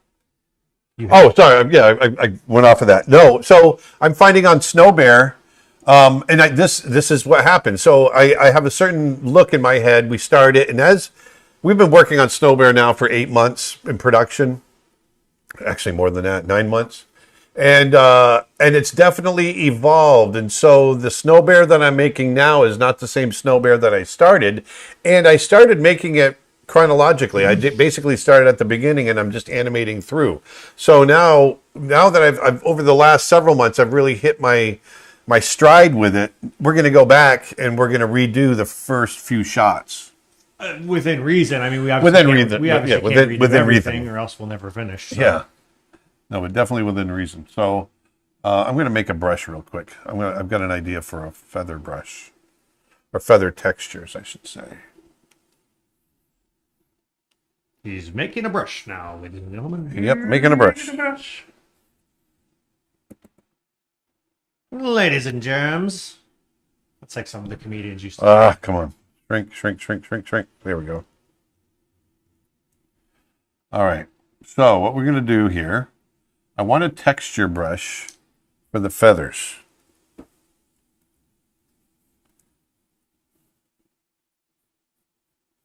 Whoops.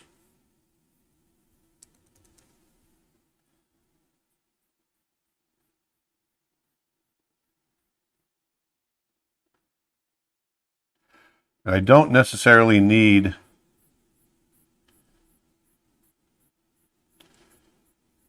the shaft of the feather.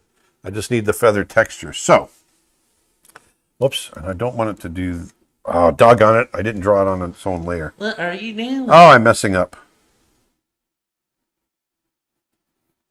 What are you doing? Randall on YouTube says, going back to the red thing for a minute, I had a boss who kept asking for lighter red on a job I was doing. You can't. He would constantly tell me, I want light red, not pink. I could not get it through his head that it will be pink every time. I no longer work there, thank God.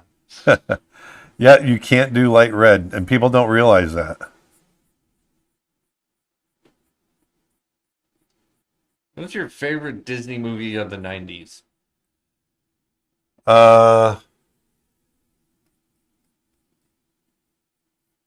Probably Lion King, Yeah, I'll say the same. because I worked on it. All right, so there's our feather texture, and it's going to be kind of light too, because it's grayed down. Might double it up. Let's double it up. Okay. So now what we got to do is we got to turn off these, and we're going to go to edit, define brush preset. I'm going to go okay. And now, watch this. Watch this, people. We're going to open it up. I'm going to turn it. We're going to go to shape dynamics. I'm going to follow direction. Go back to shape tip. Fred the dinosaur man says, pattern for the feathers is a cool idea. Instead of spots, maybe more of a V-like stripes, like a great Argus or Leary birds or pheasants. There. That's a cool idea.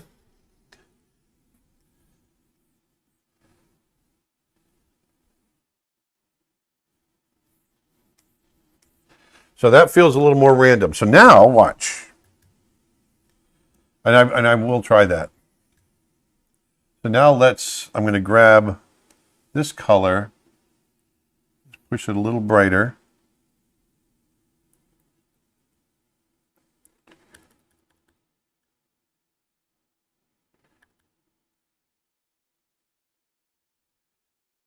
It kind of works.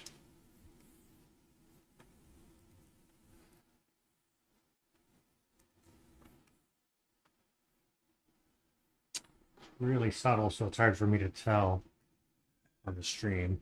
Here, let me blow it up. Can you see it now? Although there's a lag, let me see. Kind of interesting. You can go in and clean it up. Oh yeah, yep, that does look cool.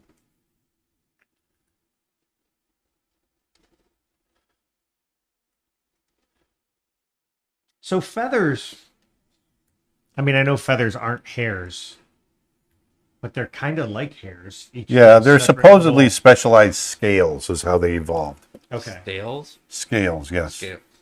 Huh. But each little segment of a feather is all like, you can spread it apart and it almost looks like a little hair. Yeah.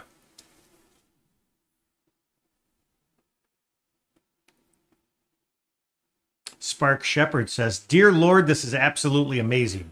Thank you. Dear God Almighty. Good golly, Miss Molly.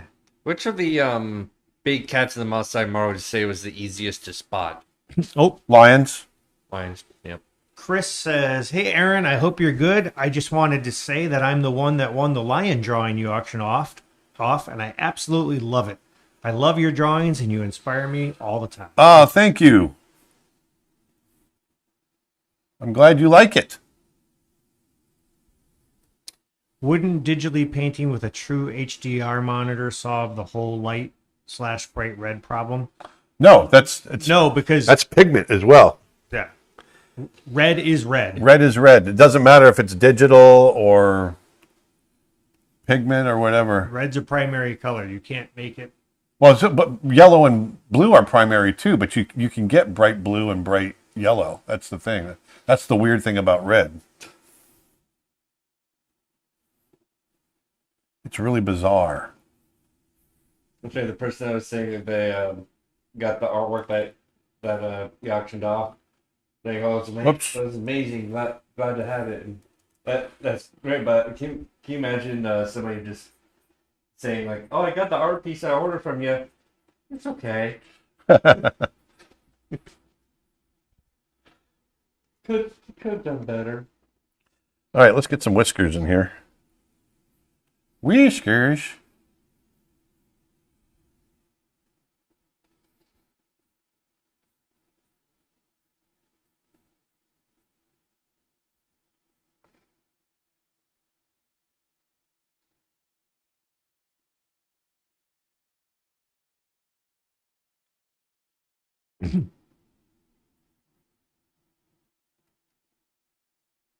Also, there's a difference between how colors mix with pigment and how they mix with light. Yes.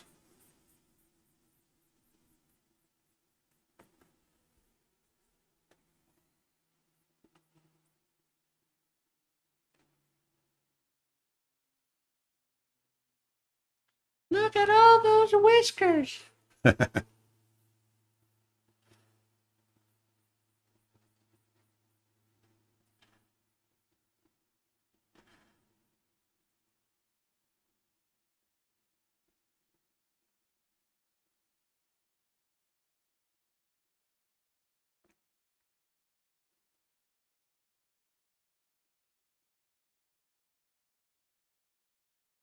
Oops. That one got a little thick. That one got away from me a little bit. Someone says, it sucks that in the near future someone will be able to create a piece of art like this just by writing, draw me a moody jaguar wearing a headdress. I saw a really good wolfman. It was beautifully painted, and it was AI. Yeah. And it was amazing. It's like, oh.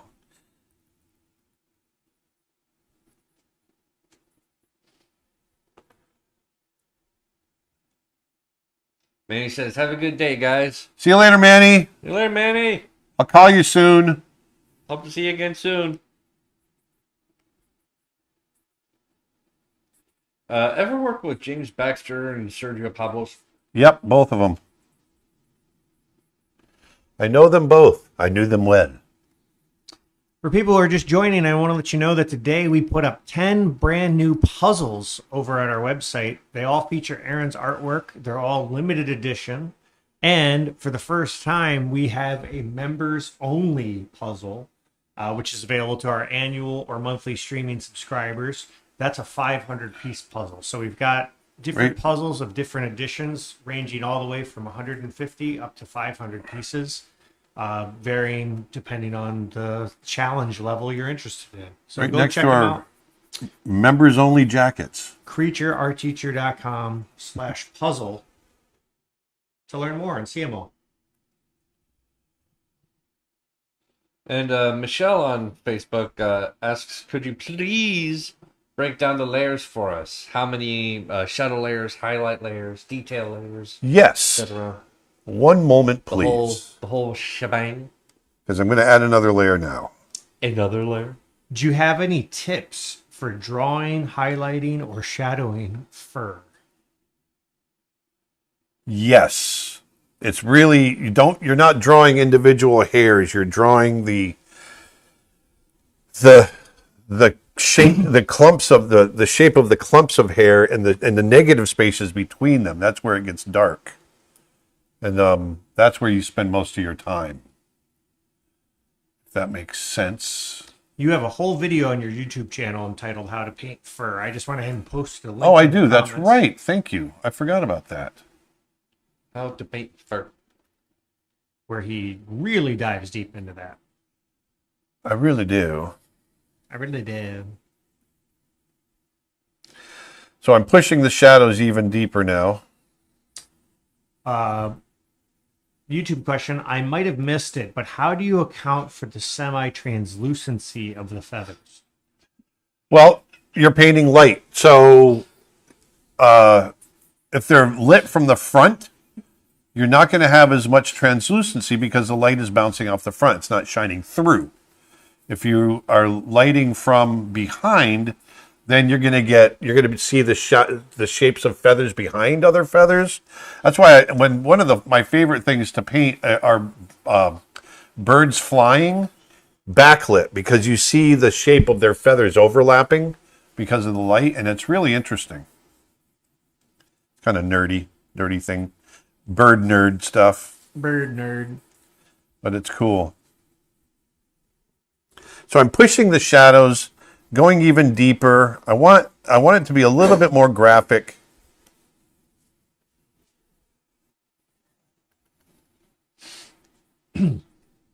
Also, since yesterday was Star Wars today, and today is Revenge of the 5th, we are running a Star Wars sale, inspired sale, I should say, over on our website. If you use promo code The Force at Creature Art Teacher, you can get our over 600 hours of courses, brushes, photo packs, texture sets, all that stuff. You can get any order, which are already on sale, by the way, for an additional 30% off. Just use promo code The Force. That ends tonight. It ends tonight.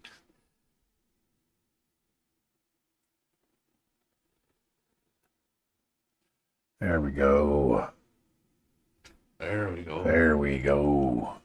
So now I can play with the color. I can add another layer on top of this, set it to overlay, and I can let's say I want the color underneath in the shadows to be cooler. So I can grab this blue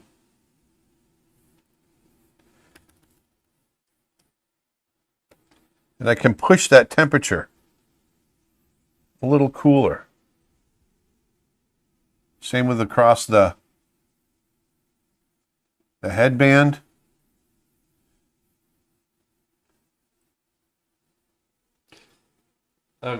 Christian asks, how do you manage the balance between staying true to the source material of real life cultures and coming up with interesting dynamic designs? Well, that's the key, right? So I think it really comes down to research, doing enough research. There we go. So what I like about this stage is getting that play of warm and cool. But do your research, and then you can start. I think you can add.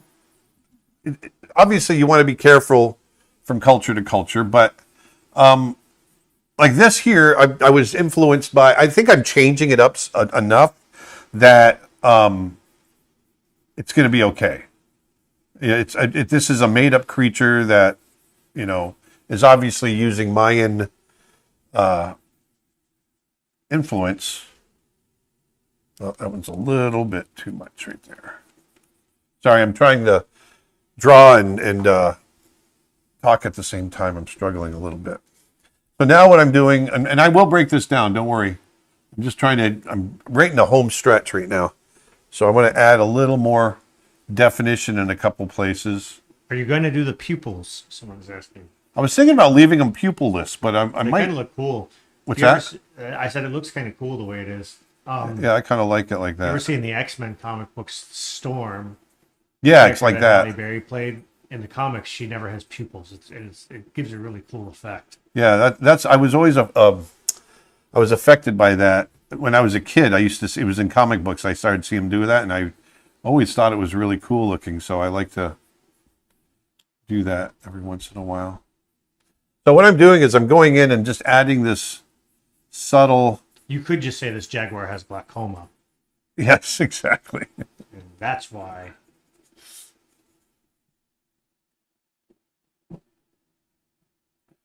So I'm going to push these blues in the shadows a bit more. This is where it really starts to sing for me. Sing for me.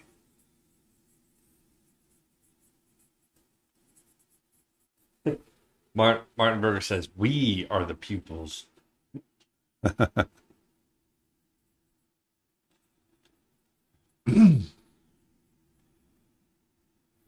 Martin.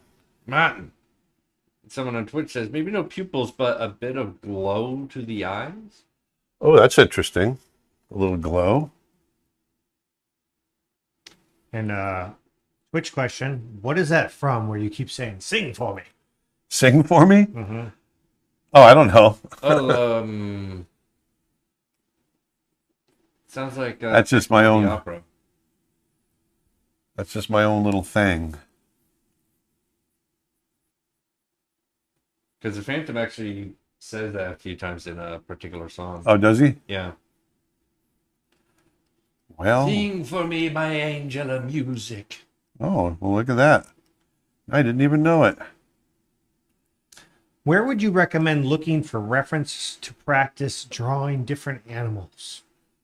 The internet. There's stuff all over the internet. Plus I've got a whole slew of how to draw various animal courses on my website, As well as photo packs. photo packs and all kinds of stuff. So hey, if I were you, I'd start at creatureartteacher.com. Creatureartteacher.com. Use promo code THEFORCE to get an extra 30% off any order, including photo packs. But beyond that, if you're looking on the internet for photo reference, Aaron a lot of times says, try not to draw from photos. Try to draw from life as much as you can. Yeah. And if you can't draw from life, then I would really recommend looking at webcams or video footage Yep. of animals. A lot of the zoos around the world have webcams. Explore.org has a lot of great nature live cams or webcams, and a lot of times they'll have highlight videos of some of the best stuff. Because when you draw from video, at least you get to see more sense of three-dimensionality and movement, as opposed to a photograph, which can really kind of lie and flatten things out a bit. That's for sure.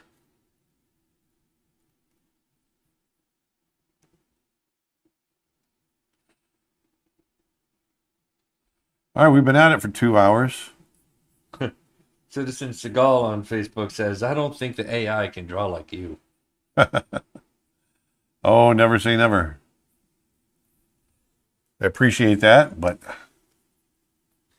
Is it possible for someone to make more faithful 2D excuse me, adaptations of Pinocchio and Kipling's Jungle Book, only under different titles and independently produced? yeah, I think Yeah. those are public domain. Both of those are public domain, so you absolutely could. What you can't do is use the same character designs as Disney, and Yeah. you can't use the same title, or you couldn't use the same music, but there's been multiple versions. That's why Guillermo del Toro was able to do. Actually, Okay. they do it all the time. There's that whole genre of like knock-off movies that come out. Yeah, that are Whenever based the on Disney movies public come out. domain. Yeah, like whenever whenever Aladdin comes out, there's a direct-to-video knockoff animated Aladdin that comes out at the same time. Because those stories are for anyone to use. Well, there's also the different versions of the story of Treasure Island. Yeah, that's public domain. Yeah. That's what we're saying. It's like they even did a Muppets version and Treasure Island, not Treasure Island, I just said that, Treasure Planet, which is Disney animated, which a lot of people are saying, like, if there's something that could use a live action adaptation of, would be that or Atlantis. Get them back on the map again. Well, I think we're getting close here. I think you're already there. Looking really good. Are you pushing me to finish, Dustin? Is that what you're doing? No, I'm just saying what other people would be thinking. Thanks. Do you want me to be done? All right, so let's throw a little texture in here.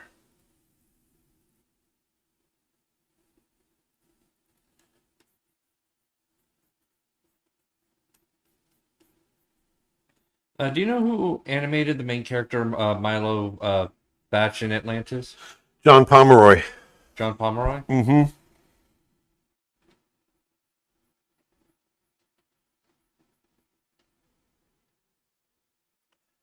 Twitch question: what would you recommend for someone that struggles to draw from life?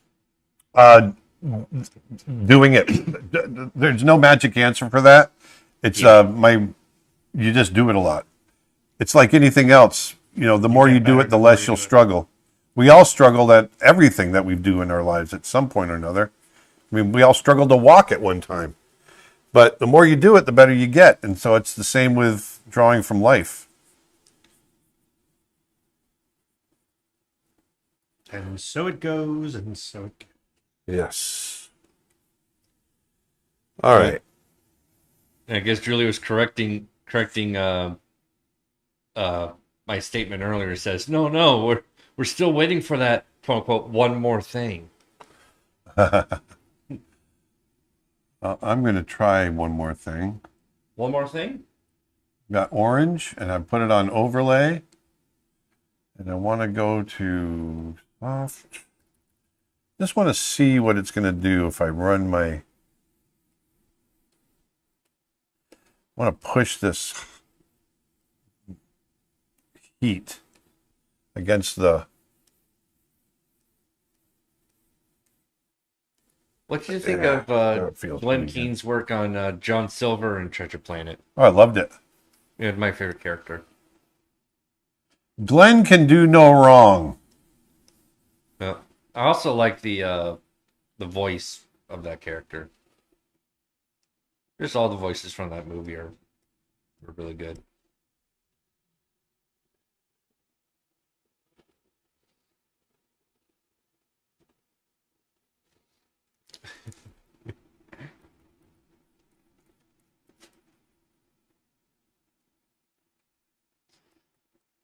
Julie made another comment saying this would make a wonderful poster too, and Eric responded to her saying, "But I'm running out of space."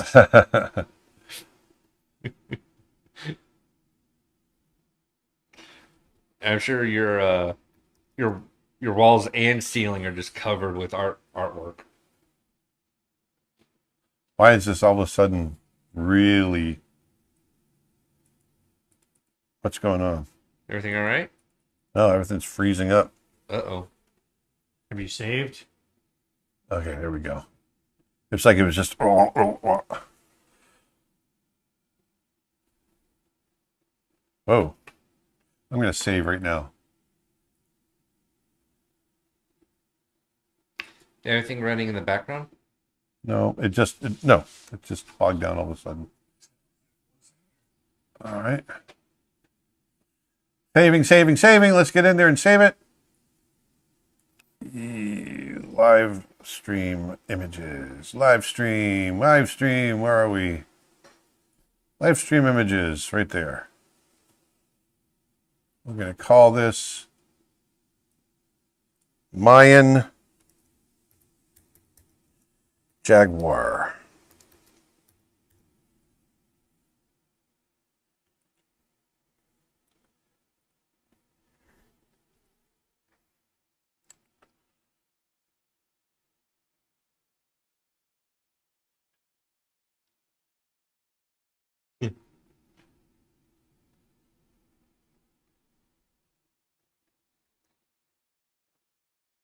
All right, here we go.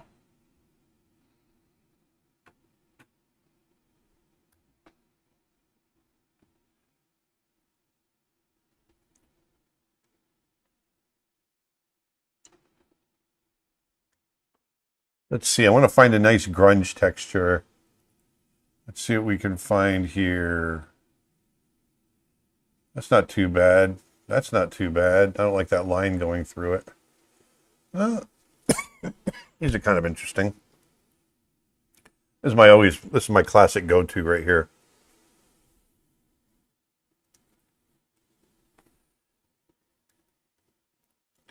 I like giving it a little grit.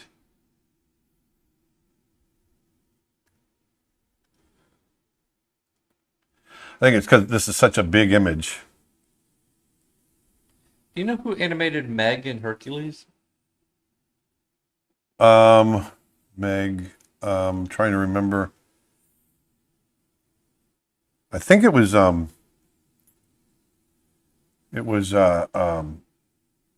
my gosh, I'm drawing a blank on his name. Forgot his name, sorry. Yes, I do know, and I can't remember off the top of my head.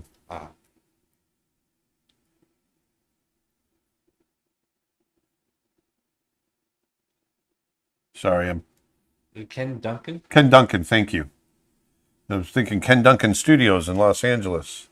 He's a Canadian animator.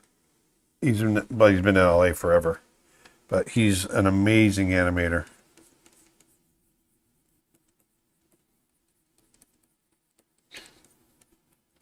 I didn't say that, Ross.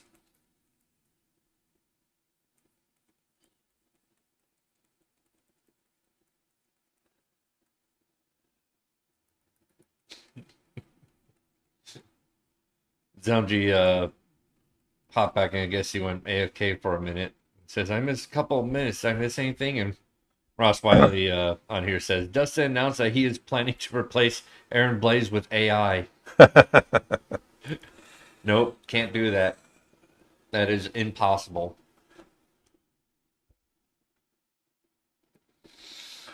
All right, I am in the home stretch here, for sure.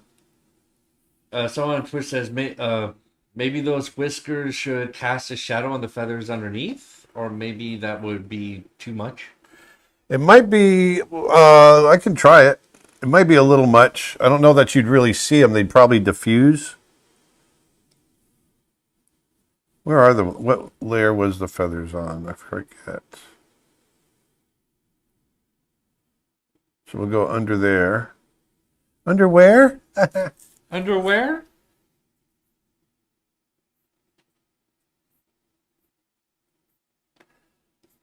That kind of works. Subtle. Keeping it subtle. Subtle. Got some detail. All right. All right. We were talking about having glowing eyes. Let's see what that would look like.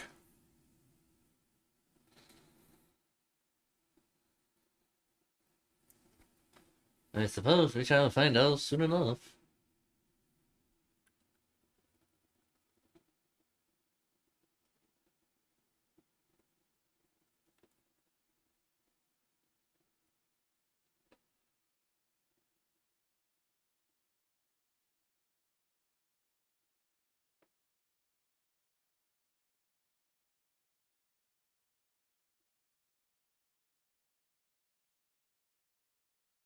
Now, before you say anything, watch.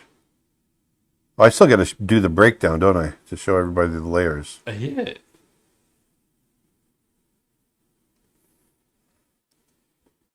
So I'm putting everything in a folder. And then I'm going to copy that folder. I'm going to keep that one. And I'm going to merge that folder. Now everything's on one layer. Now I'm going to go and I'm going to go to my brush. I'm going to drop the opacity down to about 11%. I'm going to go to color dodge. I'm going to grab green, hot green. Hot green. Hot green.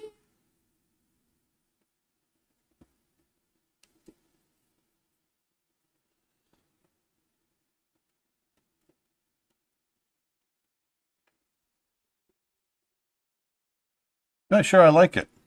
I'm not sure I like it at all.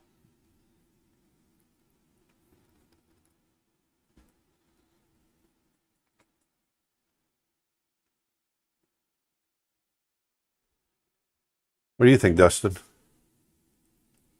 I don't know. Maybe I add some like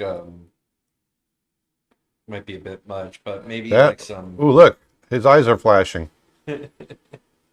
warning lights. Now I was thinking we could create something. maybe like some wispy like yellow smoke, almost like it's like the eyes are actually like heated up or something, Smoking. smoking, like a very spirit like. But you get what I'm saying? Yeah. Yeah, I do. They.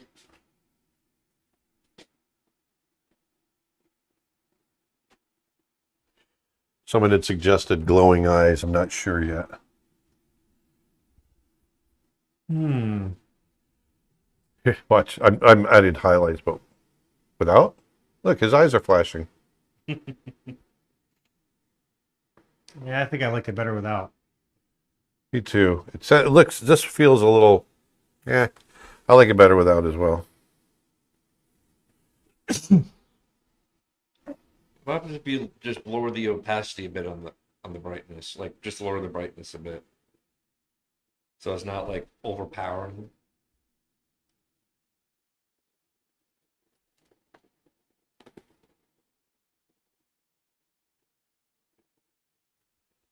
No, I don't like it. And I just saw.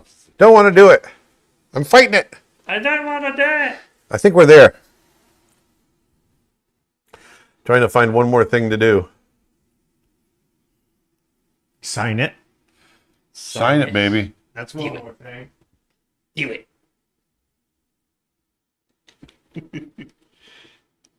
Yeah, a couple of folks are saying far better without and proceed with caution. Warning lights. Yeah, proceed with caution lights. Yeah, Florian says animated blinkers. Yeah. We can make a GIF out of it.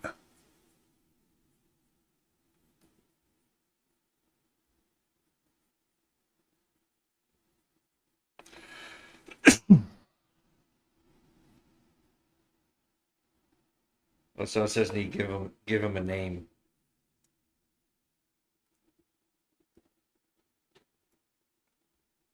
We'll just call him Paul. Kevin. Kevin.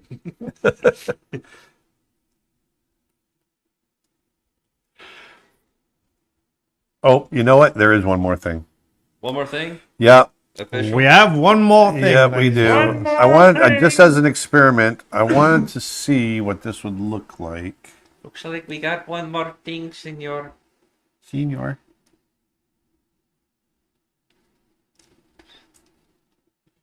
Senior. All right.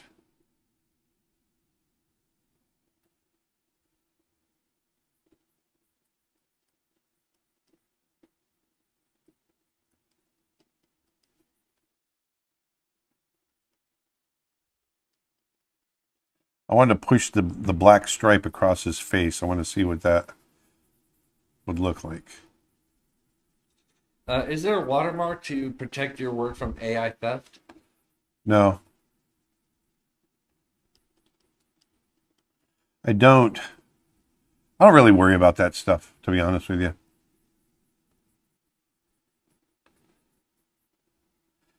It's not something that it bothers me.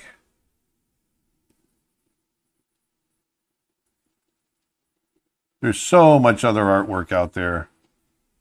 Kind of like that darker.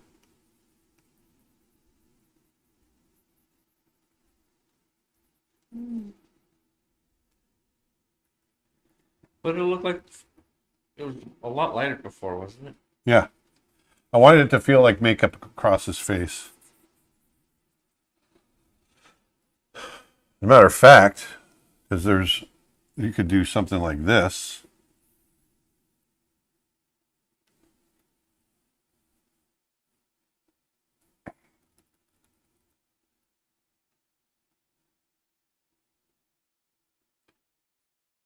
Oops. Someone on Twitch says, I like the darker mark. The texture looks so much velvety. Yeah. I like it too.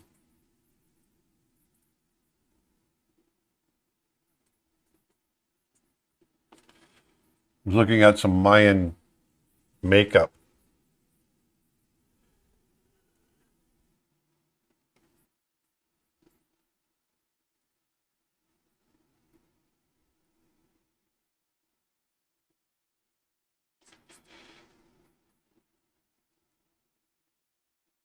What brush are you using right now? This is the brush that we're going to actually give away. I made this brush the other day to create a snow bear drawing. So go on over to creatureartteacher.com and join our newsletter. We'll be sending this brush out on Monday. If you're watching this after Monday, it'll go automatically to you when you join the newsletter. creatureartteacher.com. It's.com. We give stuff away. BetaArtTeacher.net. It's .com. Yeah, I like that. It looks cool. That's kind of neat. Neat. Very neato. Absolutely fascinating, sir. Yeah, adding the glow in those feathers on his right side, our left, was a nice touch. Thanks. Because when it was just dark over there, it was too much. All right, I think we got a nice finish there with the makeup. Good. All right, I'm good. I'm done. I'm done. I'm done. I'm done. I'm done. That's it. I've had it. Game over. We're out.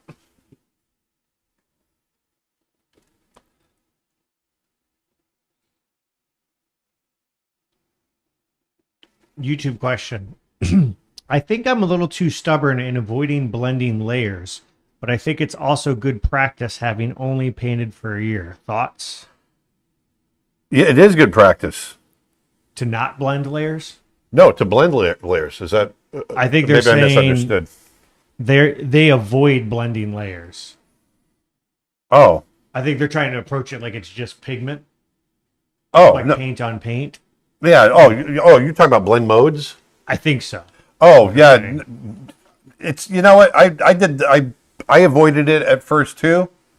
Did I change something there? But it's once I started learning how to do it, it made a huge difference for me. Night and day. Yeah. You give us the old zoom and pan, Aaron. Yes. So you Whoops. can see the details. Yes. 1 second. 'Cause I'm actually doing one more thing.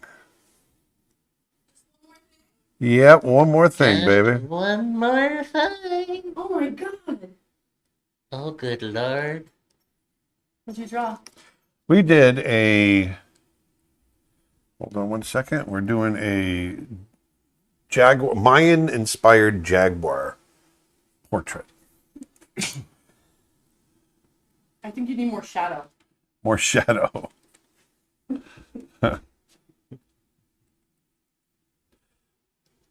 So now what I'm doing is, sorry guys, it always comes down to this. I'll sit and noodle on it for an hour.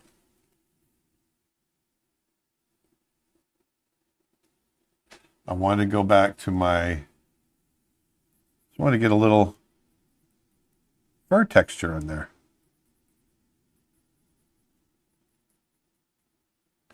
That's all I wanted, just a little touch. Just a little touch of fur texture.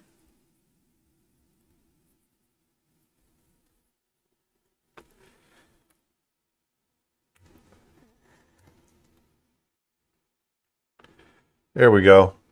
Very nice.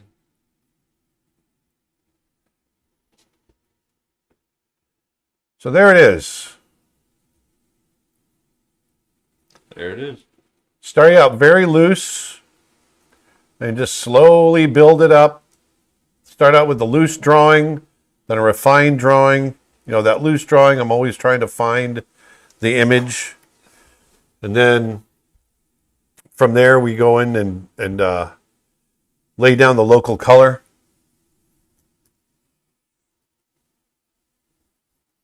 And then let's go over the layers.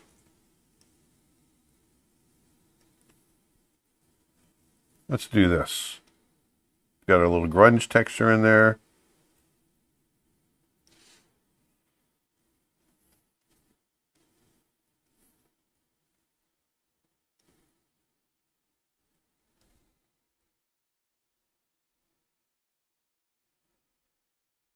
Da-da-da-da, da-da-da-da.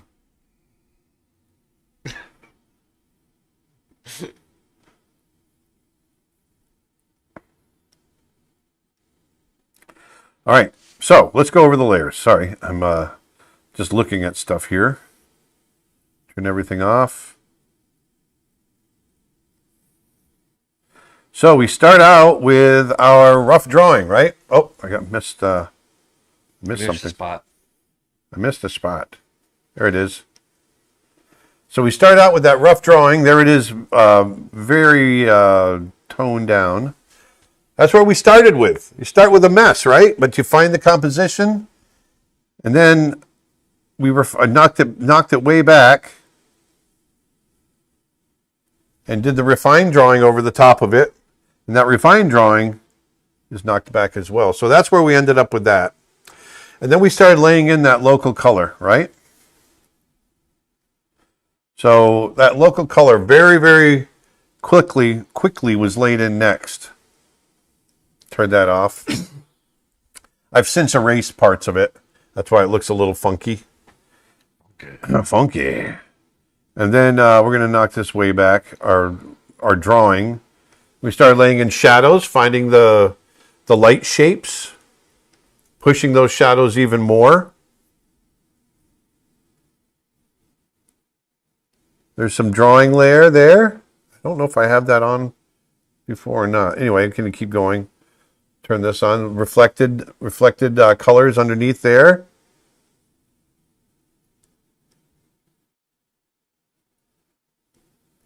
There's some spots. Adding some extra little highlights on the feathers in there.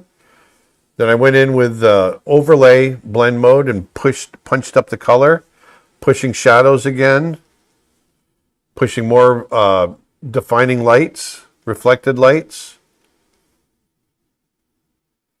There's our whiskers, deeper shadows right there. That was a big one. Then cooling everything off with the overlay blend mode. Then some details right there. Pushing the warms, adding that grunge texture. Pushing little highlights here and there. Reflected lights, I'm pushing the shadow. And there's our makeup right there. Not shadow, but the makeup. So there's our image. The image. The image. What did I miss? Oh, I missed that one. Had to turn that one on. Our dark background. So there you go, folks. Yeah, that was a long haul, huh? Yeah, good one though. But Yeah, nice. I hope you guys enjoyed it. This was fun. Cinco de Mayo. Happy Cinco de Mayo. We're gonna take the rest of the day off. We're gonna get going. I gotta go buy my grandson a birthday present.